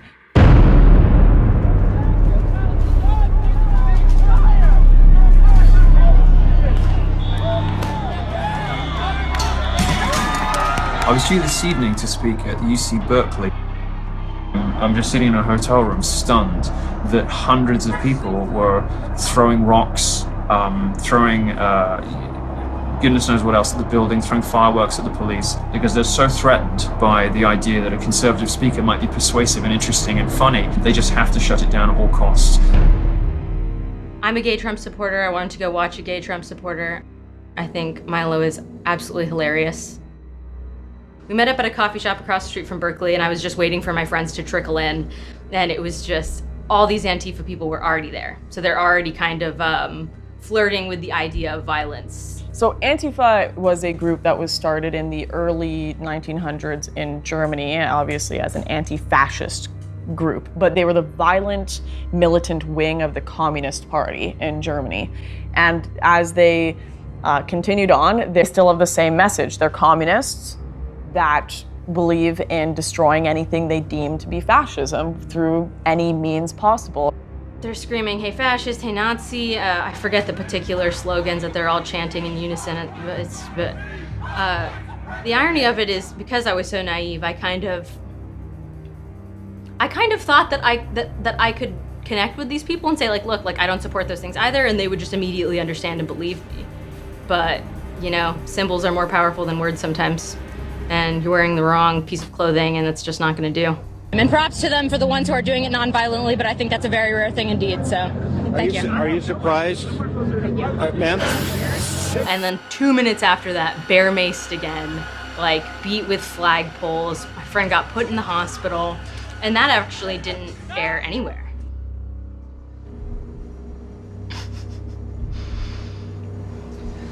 That's wild. Never reported in the media. I've been wanting to have this conversation because this has been a big issue about free speech on campus and conservative voices being heard. But Mr. Reich, my first question to you is the violence that we saw, this violence we saw at Berkeley, we had it live here on CNN last night, it ultimately it plays right into the hands of a right-wing white supremacist, someone like Milo Yiannopoulos. Like I told the newswoman over there that, like, specifically it was their narrative, they were a part of this, it was their narrative that was causing the violence on the left. This is not to remove personal responsibility from the actual people that do the violence, but they pretend to be objective. And that's the part. And they implant these ideas in your head, and they'll say things like, well, some people call these people white nationalists. Do they ask any of the people there? No. because that would actually be real journalism. The real problem is this name calling because, you know, as grateful as I am to be on the show and I like the attention, the real people that I want to hear from are, you know, the guys who run CNN, who are legitimizing ordinary conservatives being called white supremacists, anti-Semites, racist, sexist when they're not. There's an inevitable, obvious consequence. The things that had been said about Donald Trump led to extreme violence. In Donald Trump's America, everyone is speculating as to who should be the most afraid. Black people, Latinos. We grapple every day with what it means to have a president stained by racism. You voted Trump! You voted Trump! I'm just gonna be honest. We think there might be a Nazi in the White House. He is a bigot, he is a racist, he is a misogynist. The president's crude and arguably racist remarks. The president has racist views. I'm a Bernie supporter. They attacked me. Who did? They did. They thought I was a Trump supporter. I wasn't. Tens of millions of people voted for him after he showed his cards for years. But are you suggesting that they're racist or they're... Yes. That is pure racism. And the president is cynically using that racism to appeal to his base. If everyone is a white supremacist, what does that even mean anymore? You know, you're just gonna accuse anyone who disagrees with you? I have people who tell me that I'm a Nazi sympathizer for being friends with Trump supporters, or that I'm a racist, and I'm actually a mixed race person, right? It's like nuance has gone out the window and none of it matters anymore. Say you worked in a loony bin, and there was this one guy going, the Khmer Rouge are coming! The Khmer Rouge are coming! Pol Pot is upstairs! The Khmer Rouge are gonna invade here! We gotta stop the communists in Cambodia! And you go, all right, Mr. McGillicuddy, that's okay. And you'd lead him to his room, and you go, he was bitching about the Khmer Rouge again. That's the way the media is with Nazis. They see Nazis in their soup. They're everywhere. Now we have Nazi panic, where even if you're a girl, they'll hit you. It doesn't really matter. That's what the media does. There has been far more violence by Antifa against people they don't agree with, especially Trump supporters, than there has been violence by Trump supporters. But the media covers up violence by Antifa. I've reported from the White House several times, and on one visit, after the White House press briefing had concluded, I looked over at the assembled journalists and I said, Why will nobody here cover the violence against Trump supporters? And why won't you demand that leaders of the Democrats disavow the violence from Antifa the way you demanded Trump disavow violence from his supporters? This is being completely covered up. They laughed at me. They thought that I would care, but their laughter actually proved what I wanted to prove. I wanted them to laugh at me, because then I could show people, hey, this is what the media is all about. They laugh at violence against people if they don't like you. It's also not surprising that the right, in a sense, retaliated, came back out, held more events to counter this use of violence by Antifa. We saw the rise of the base stick man. You know, there's a video of him cracking a stick over this Antifa member's head. And right then I'm like, Antifa is going to double down and they're gonna go nuts. And that's where we saw Antifa throwing explosives into the crowd. M80! Somebody from the Antifa side just threw an M80 into the crowd. We heard a guy got stabbed in the chest. The bike lock basher, Eric Clanton, hit 7 people over the head with a bike lock. If you were to ask me, I'd say that was an attempt to murder. I guess, you know, it's sadly predictable. That's the scary thing, you know? And it looks like things are gonna escalate, because nobody's gonna back down. And this is just the beginning. Just the beginning, dude. We're gonna go to every liberal stronghold, every city, fucking Portland, Detroit, all you cocksuckers in fucking Boston, watch out, we're coming for you. The area for rational discussion, as that disappears more, I think more people are going to be radicalized to both extremes and think violence is an acceptable way of protesting their distaste for other people's opinions.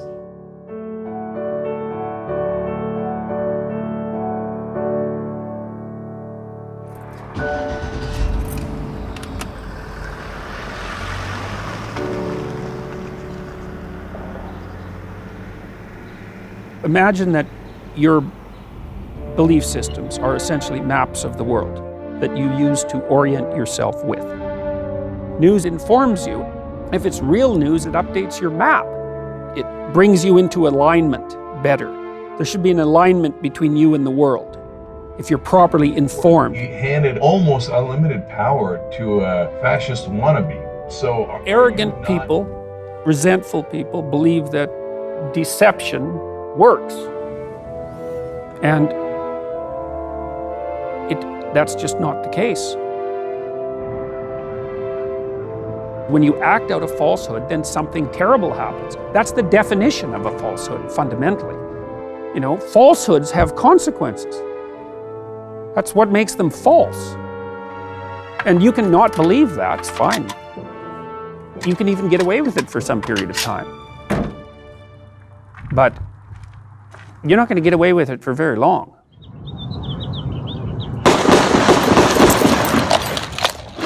The latest developments in the shooting of a Republican congressman and others at a baseball practice outside of Washington. Congressman Steve Scalise has been shot. Apparently deliberately targeting the GOP.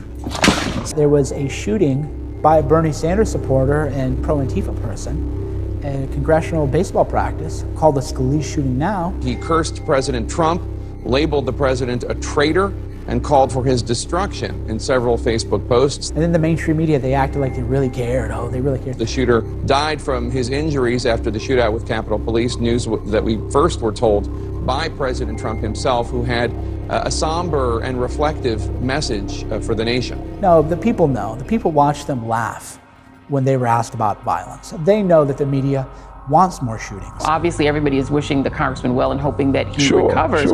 But Steve Scalise has a history that we've all been forced to sort of ignore. On race, he did come to leadership after some controversy over attending a white nationalist event. They want people to get shot because they act as a propaganda arm for Antifa, which is a domestic terrorist group under investigation by the FBI. And they laugh at violence against people they don't agree with politically. The New York Times interviewed the suspect's brother, who says the 66-year-old was upset over the election of President Trump and went to Washington within the last few weeks to protest. Our axiomatic systems orient us in the world and regulate our emotions. Donald J. Trump is now President of the United States.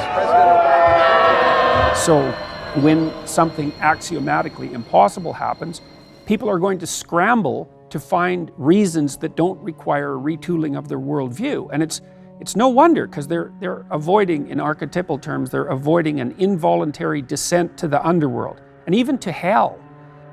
That's also why people fight so hard to protect not only their belief systems, but their social systems. Often that means accusing someone else. Trump is a Nazi! Trump is a Nazi! Because then they have to change and not you. Trump's a racist! Trump's a racist! A worldview adjustment is a major revolution, and you may not recover from it. It just might do you in, or maybe you're chronically depressed. And so when you dig down and you have to restructure those axioms, not only do you have to encounter the unknown as such, which is no joke, but you may also have to discover your own malevolence. Well, it's no wonder people turn away from that. It's not surprising at all, and everyone is like that. I mean, this is why I'm no fan of ideologies, generally speaking, because they place a mask of virtue over a dark set of motivations. And then you can tolerate looking at yourself in the mirror. Well, there's plenty of motivation to falsify, but it's a bad idea. You live out the falsifications, and the world hits you. We begin with breaking news from Charlottesville, Virginia, where 2 people have been injured in an altercation with protesters who are out in force over the planned removal of a Confederate statue. Watch this. So my opinion of the race baiting that's going on, and my opinion of the portrayal of the social strife and the neo-Nazis and et cetera, is another example of a business model by the mainstream cable news networks and media to try to create an environment of discontent. What happened over the weekend in Charlottesville, Virginia was just disgusting. I was watching the news like everyone else. And you're seeing Nazi flags and torches and white supremacists. Hate no longer hides behind hoods. And I was sick to my stomach. And by the way, I have nothing but disdain for Nazis. This guy wearing a Hitler shit? Yes, he is. I think the whole Charlottesville thing, I think you have to have a zero tolerance policy on Nazis. But I think that there are a very, very small portion of the population. And if this was the 1960s, 70s, or 80s, objectively, they wouldn't be worthy enough of the news standing that they're getting right now. I think that the media will gin up controversy, take things and blow them out of proportion to gin up ratings. It glues people, it's addictive. Of course, everyone today is talking about the latest events that just unfolded in Charlottesville, Virginia. Today, we have a very special guest who is there on the ground. Basically, there was all of the Unite the Right type people in the area that they were sort of designated to be in. And police mostly had a hands-off approach. They had set up barricades between that and then the outside protesters who were basically supposed to stay outside of the park. The problem is that, of course, the right-wingers have to walk through those protesters in order to get into the park. And so most of the violence occurred kind of at that peripheral. As we've seen from other events like in Berkeley, where there was police and they left the scene and let these two sides fight each other. Hey, how come you guys are hanging back? That would be a good question for the chief of police. What did you see on the ground and how do you think the police conducted themselves today? Mostly the police stayed uninvolved for the first couple of hours. Eventually, the barricades that they had originally set up were taken down by the Antifa. Virginia Governor Terry McAuliffe declares a state of emergency. Then, that terrible moment. When the driver of this gray Dodge mows down a group of marchers who were protesting the rally. 19 people were injured. 32-year-old Heather Heyer was killed. Heather's mother told us her daughter was there protesting white supremacy. The driver was caught by our ABC cameras chanting a message of white power.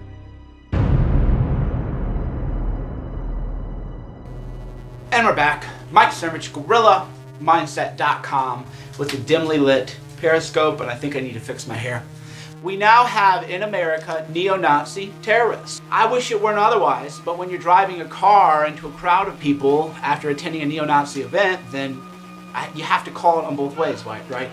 In a press conference this afternoon, when asked about the events in Charlottesville, Trump had this to say.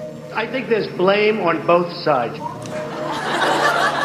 All right, it's just like D-Day. Remember, D-Day, two sides, allies and the Nazis. There was a lot of violence on both sides, okay? But how can you talk about the terrorism of the neo-Nazis on the right, but then look the other way when the alt-left is committing terrorism? One is a Nazi white supremacist group. The other is a protest group protesting a political and a racist movement. Maybe their tactics weren't exactly right. Don Lemon goes, well, you know, the alt-left, Antifa, maybe they have some bad tactics, and they're whitewashing it. What about the alt-left that came charging at the, as you say, the alt-right? Do they have any semblance of guilt? First of all, sir, the opposite of alt-right isn't the alt-left. It's the not Nazis. But that's just me. I think you got it. No, I don't know. I think you got it. No. Let's be fair, John. I think you got it. You gotta be fair, John. No, that's pretty fair.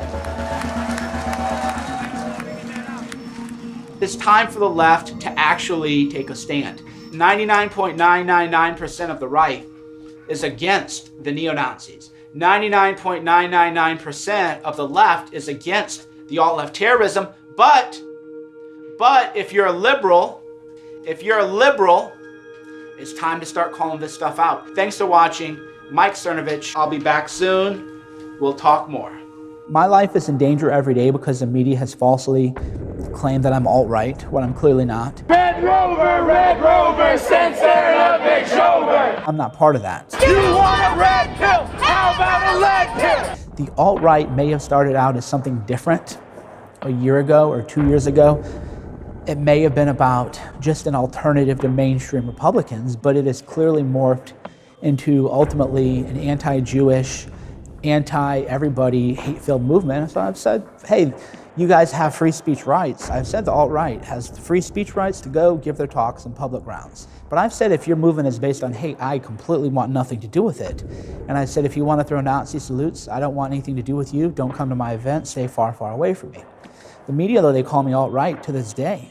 For people who vote for Donald Trump to get lumped in with white supremacists and extremists, it's true in a lot of regards, because you have the KKK who are marching the morning after Trump won the election.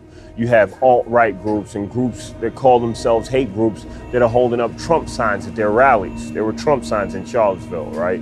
Living in America as a black man, I'm constantly traumatized. I'm traumatized by the statistics that I see. I'm traumatized by what I watch on the news when black people are choked to death.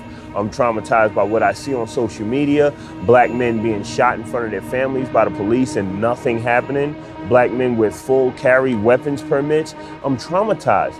Where's the help for my trauma? Who's addressing my needs psychologically? These are things we don't look at.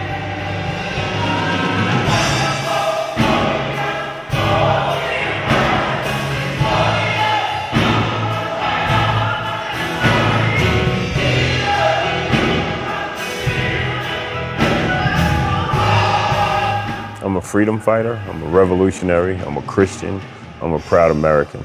Although people won't admit to it, America is a very racist place. It was founded on racial practices, and these practices still exist today. Maybe to the extent that not to the extent that they were before, but these racist practices still exist. And if you are a Christian, if you are American, you can look at the facts and say, yes, this is true.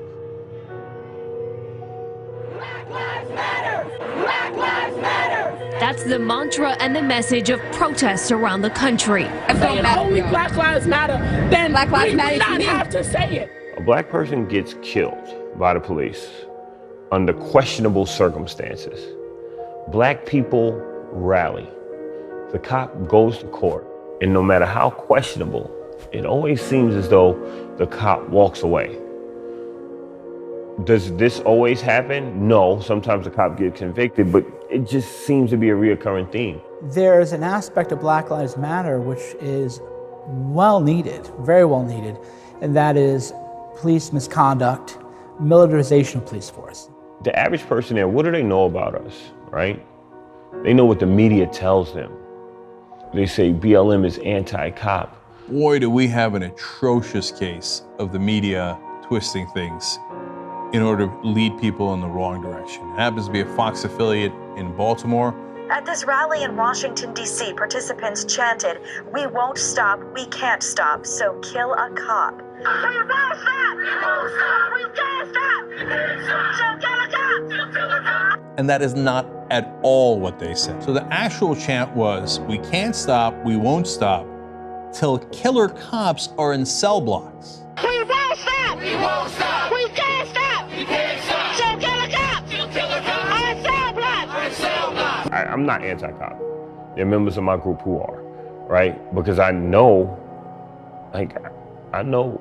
cops who are, as people, decent human beings. Black Lives Matter has been subject to fake news in the sense that the media does want to sensationalize what is happening.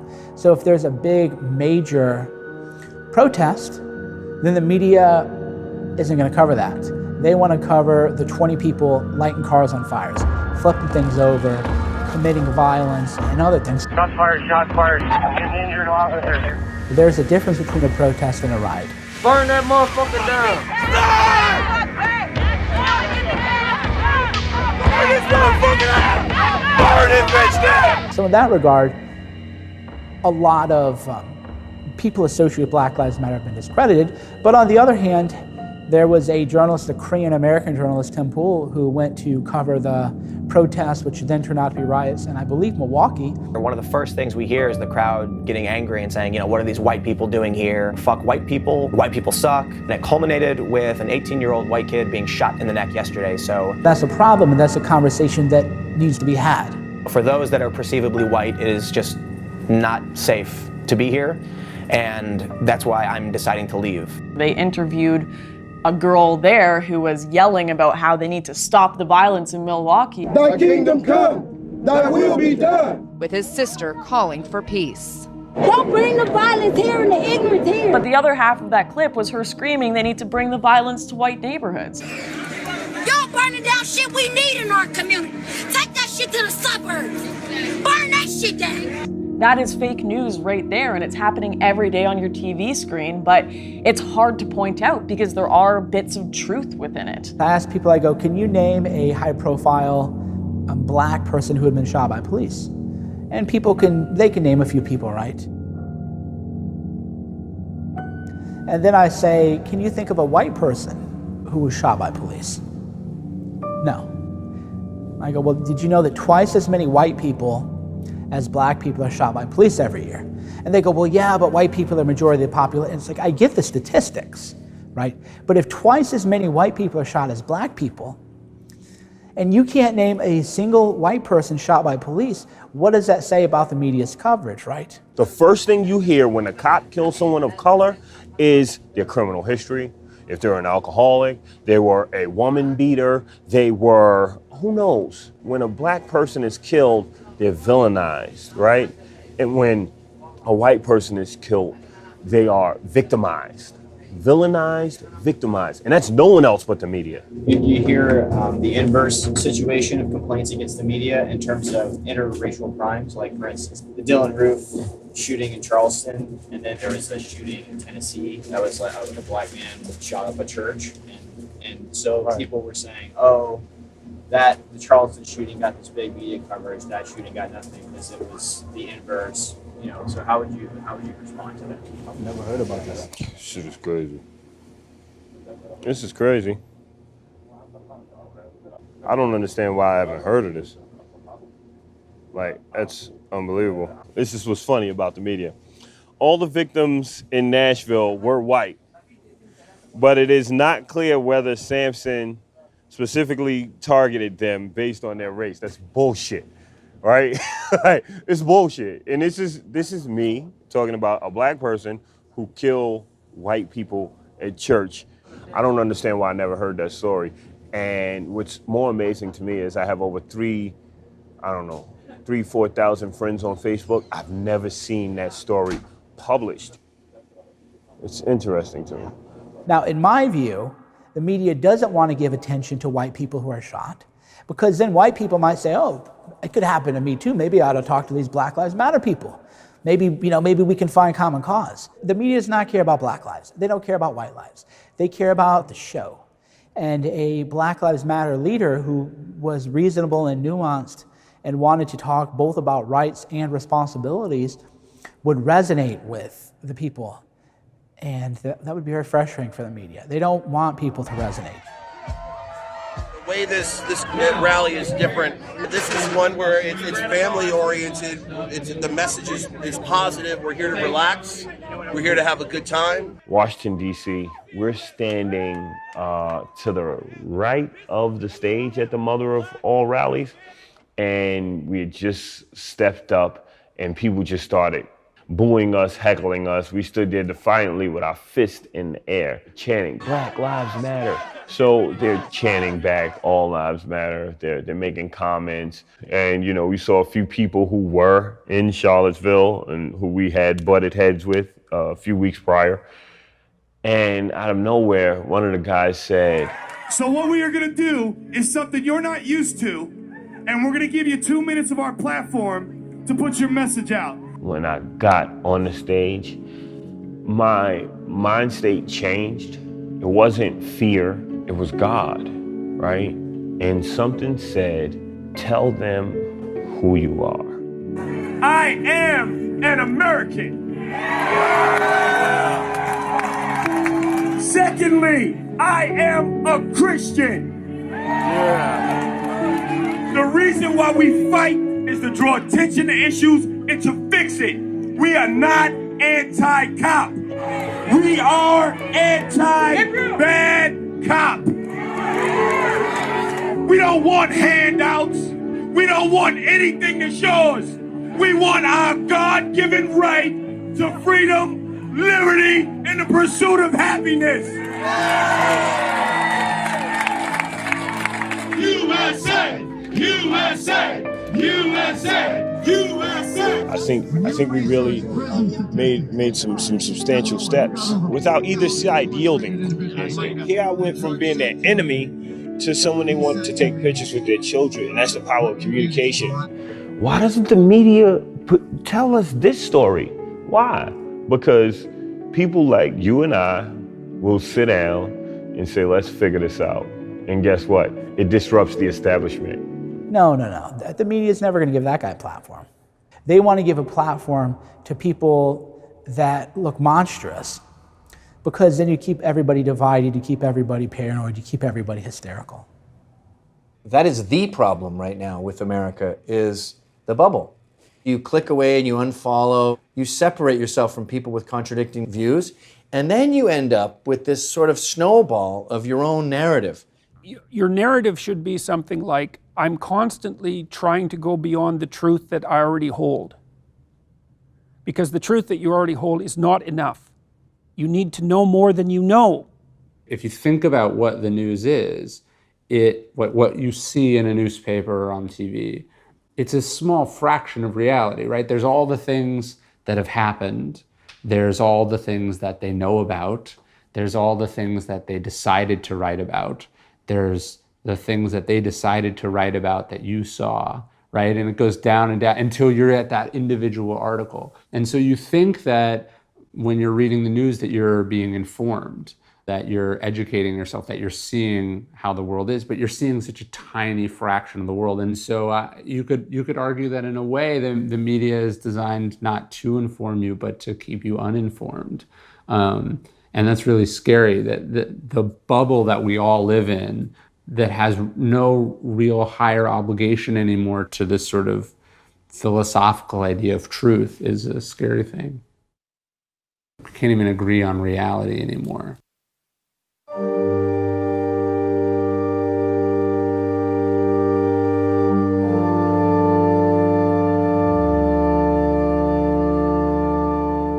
It's always a question to some degree, which of our partial realities is true and which of them is false.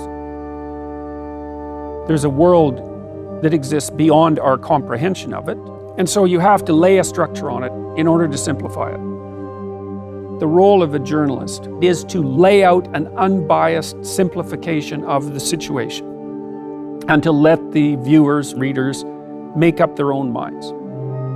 But if you introduce an act of deception into the world, it stays and it manifests itself.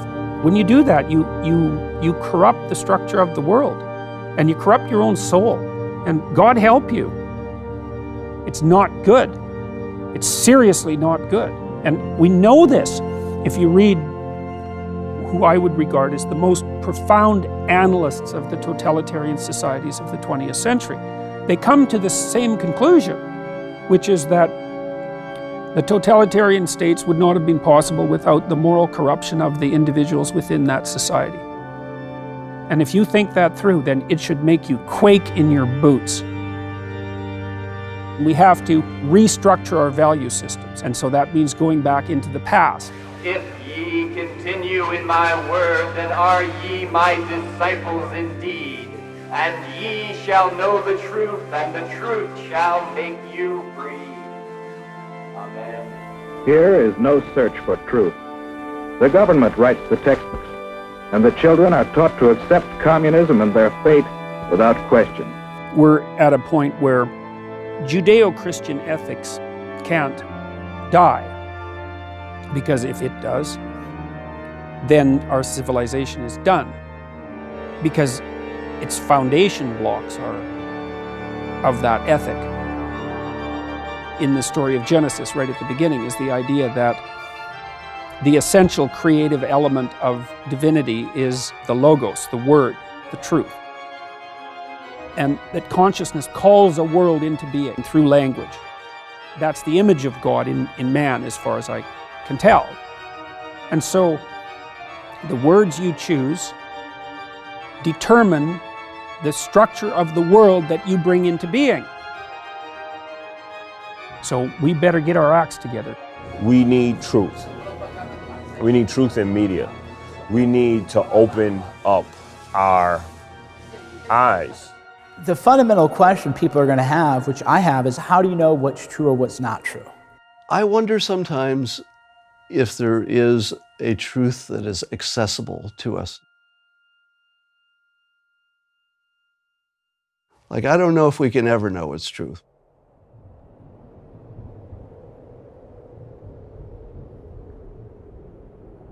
Plato's allegory of the cave is one of philosophy's oldest stories and one of its best. In the story, there are people who have lived their whole lives chained in a cave, and they're forced to look at the wall. Now, behind them is a fire, and in front of the fire are various shapes, people, animals, trees. And they see, against the flickering firelight of the cave wall, these shapes, and they think that they're looking at reality. But one day, one of the men breaks his chains, and he turns his head for the first time in his life, and he looks, and he sees the shapes, and he sees the fire itself. And it's startling, and he thinks, that is real. Now I have seen what is real. Before, I only saw the flickering shadows. Now I see what is real. But then, he sees on the far side of the fire a passageway leading up. Curious, he decides to go up the stairs. And he climbs the stairs one by one, and he begins to see the lights. Not of the flickering shadows, not of the fire, not of the shapes, but of the world itself. And he sees the world for what it is. He sees the actual trees, not the shadows of trees, not the models of trees, the actual trees. He sees the sky, he sees the sun. It all becomes blindingly clear to him, and he realizes that he has spent his life imprisoned into a false reality. We are told by the media what the world is. We are told by the media what is right, what is wrong, what to believe, who to love, who to hate. These are just shadows on the wall of the cave. And then a thought comes to his mind as he regards this beauty, and he says, I must share this with the people below, with my friends, my companions, my compatriots chained in the cave. So he takes a last look to drink in the glory of everything that he sees. And then, with excitement, with joy, with anticipation, he turns back down into the cave. And he starts to tell everyone chained to the wall, this is not real, this is not real, these are illusions. And he reaches down and he tries to break their chains. And they do not thank him. They do not praise him. They do not admire his wisdom and his courage. They fight him. And they call him mad. They call him deranged, delusional, disruptive, seditious, dangerous. And he faces the choice that we all face when we learn the truth. Do we stay where we are hated, down in the dungeons, among the enslaved, mentally? Do we stay among those fixated on their screens who will not tear their eyes away from a manufactured reality to look at the world itself? Or do we go and climb those stairs again to imbibe all the glory and beauty of the natural world, leaving behind those who fight us for bringing them the truth? I say stand and fight. What is the glory of the world if we must drink it in solitude? What is the beauty of the planet if we must view it alone? We have an obligation, if we have seen the truth, to wrestle the lies from the minds of those stuck in the cave. The cave is the manufactured reality of those who would control us by controlling what we think. But fundamentally, you can't control what someone thinks, because once they think, they are beyond your control.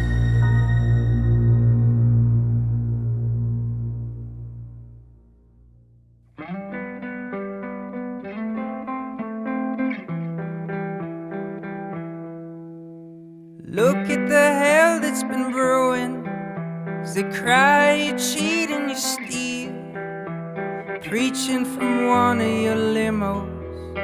You struggle just paying their bills. You know you're high and you're mighty.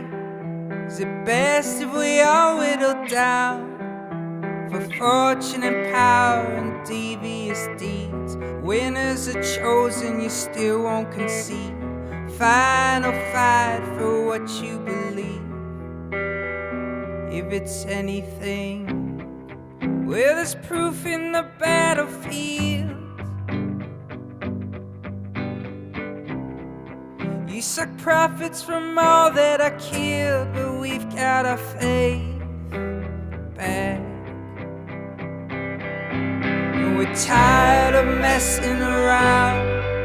We're tired of losing our feet on the ground. So tired we're taking you down and strip you away from that media crown. I know you'll keep selling us fear. Don't you forget that your ending is near. And you know, no matter what you say, your hoax is on display. We're a light in your darkest cave, and our fire won't go away. If what's right was on your mind, why's the truth so hard to find? Might be poor, but we're not blind. What you've given is second sight.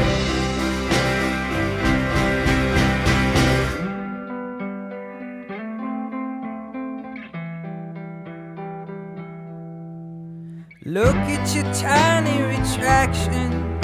You've already gotten the views. Those methods that keep us divided. How else would you spread your fake news? Shilling your way through a story while calling them scoops on the air. We pray for our youth, but why would you care? Searching for honor in all our despair. Rather be famous, pretend like you're there. And it's never fair. So we've leveled the playing fields. You'll keep pushing till someone gets killed, but we've got our strength back. We're tired of messing around. We're tired of losing our men to the ground. We're tired of screaming out loud. We're tired of living our lives in the cloud. Go on and sell us your fears, but look how we bask in our enemies' tears. As we're told to shut up and let you play, with our hearts in a twisted game, while your lies all stay the same, and we call you by your name. As your hoax is on the run, and you're like the sinking sun. Don't be sure, just take the plunge, and let thy will be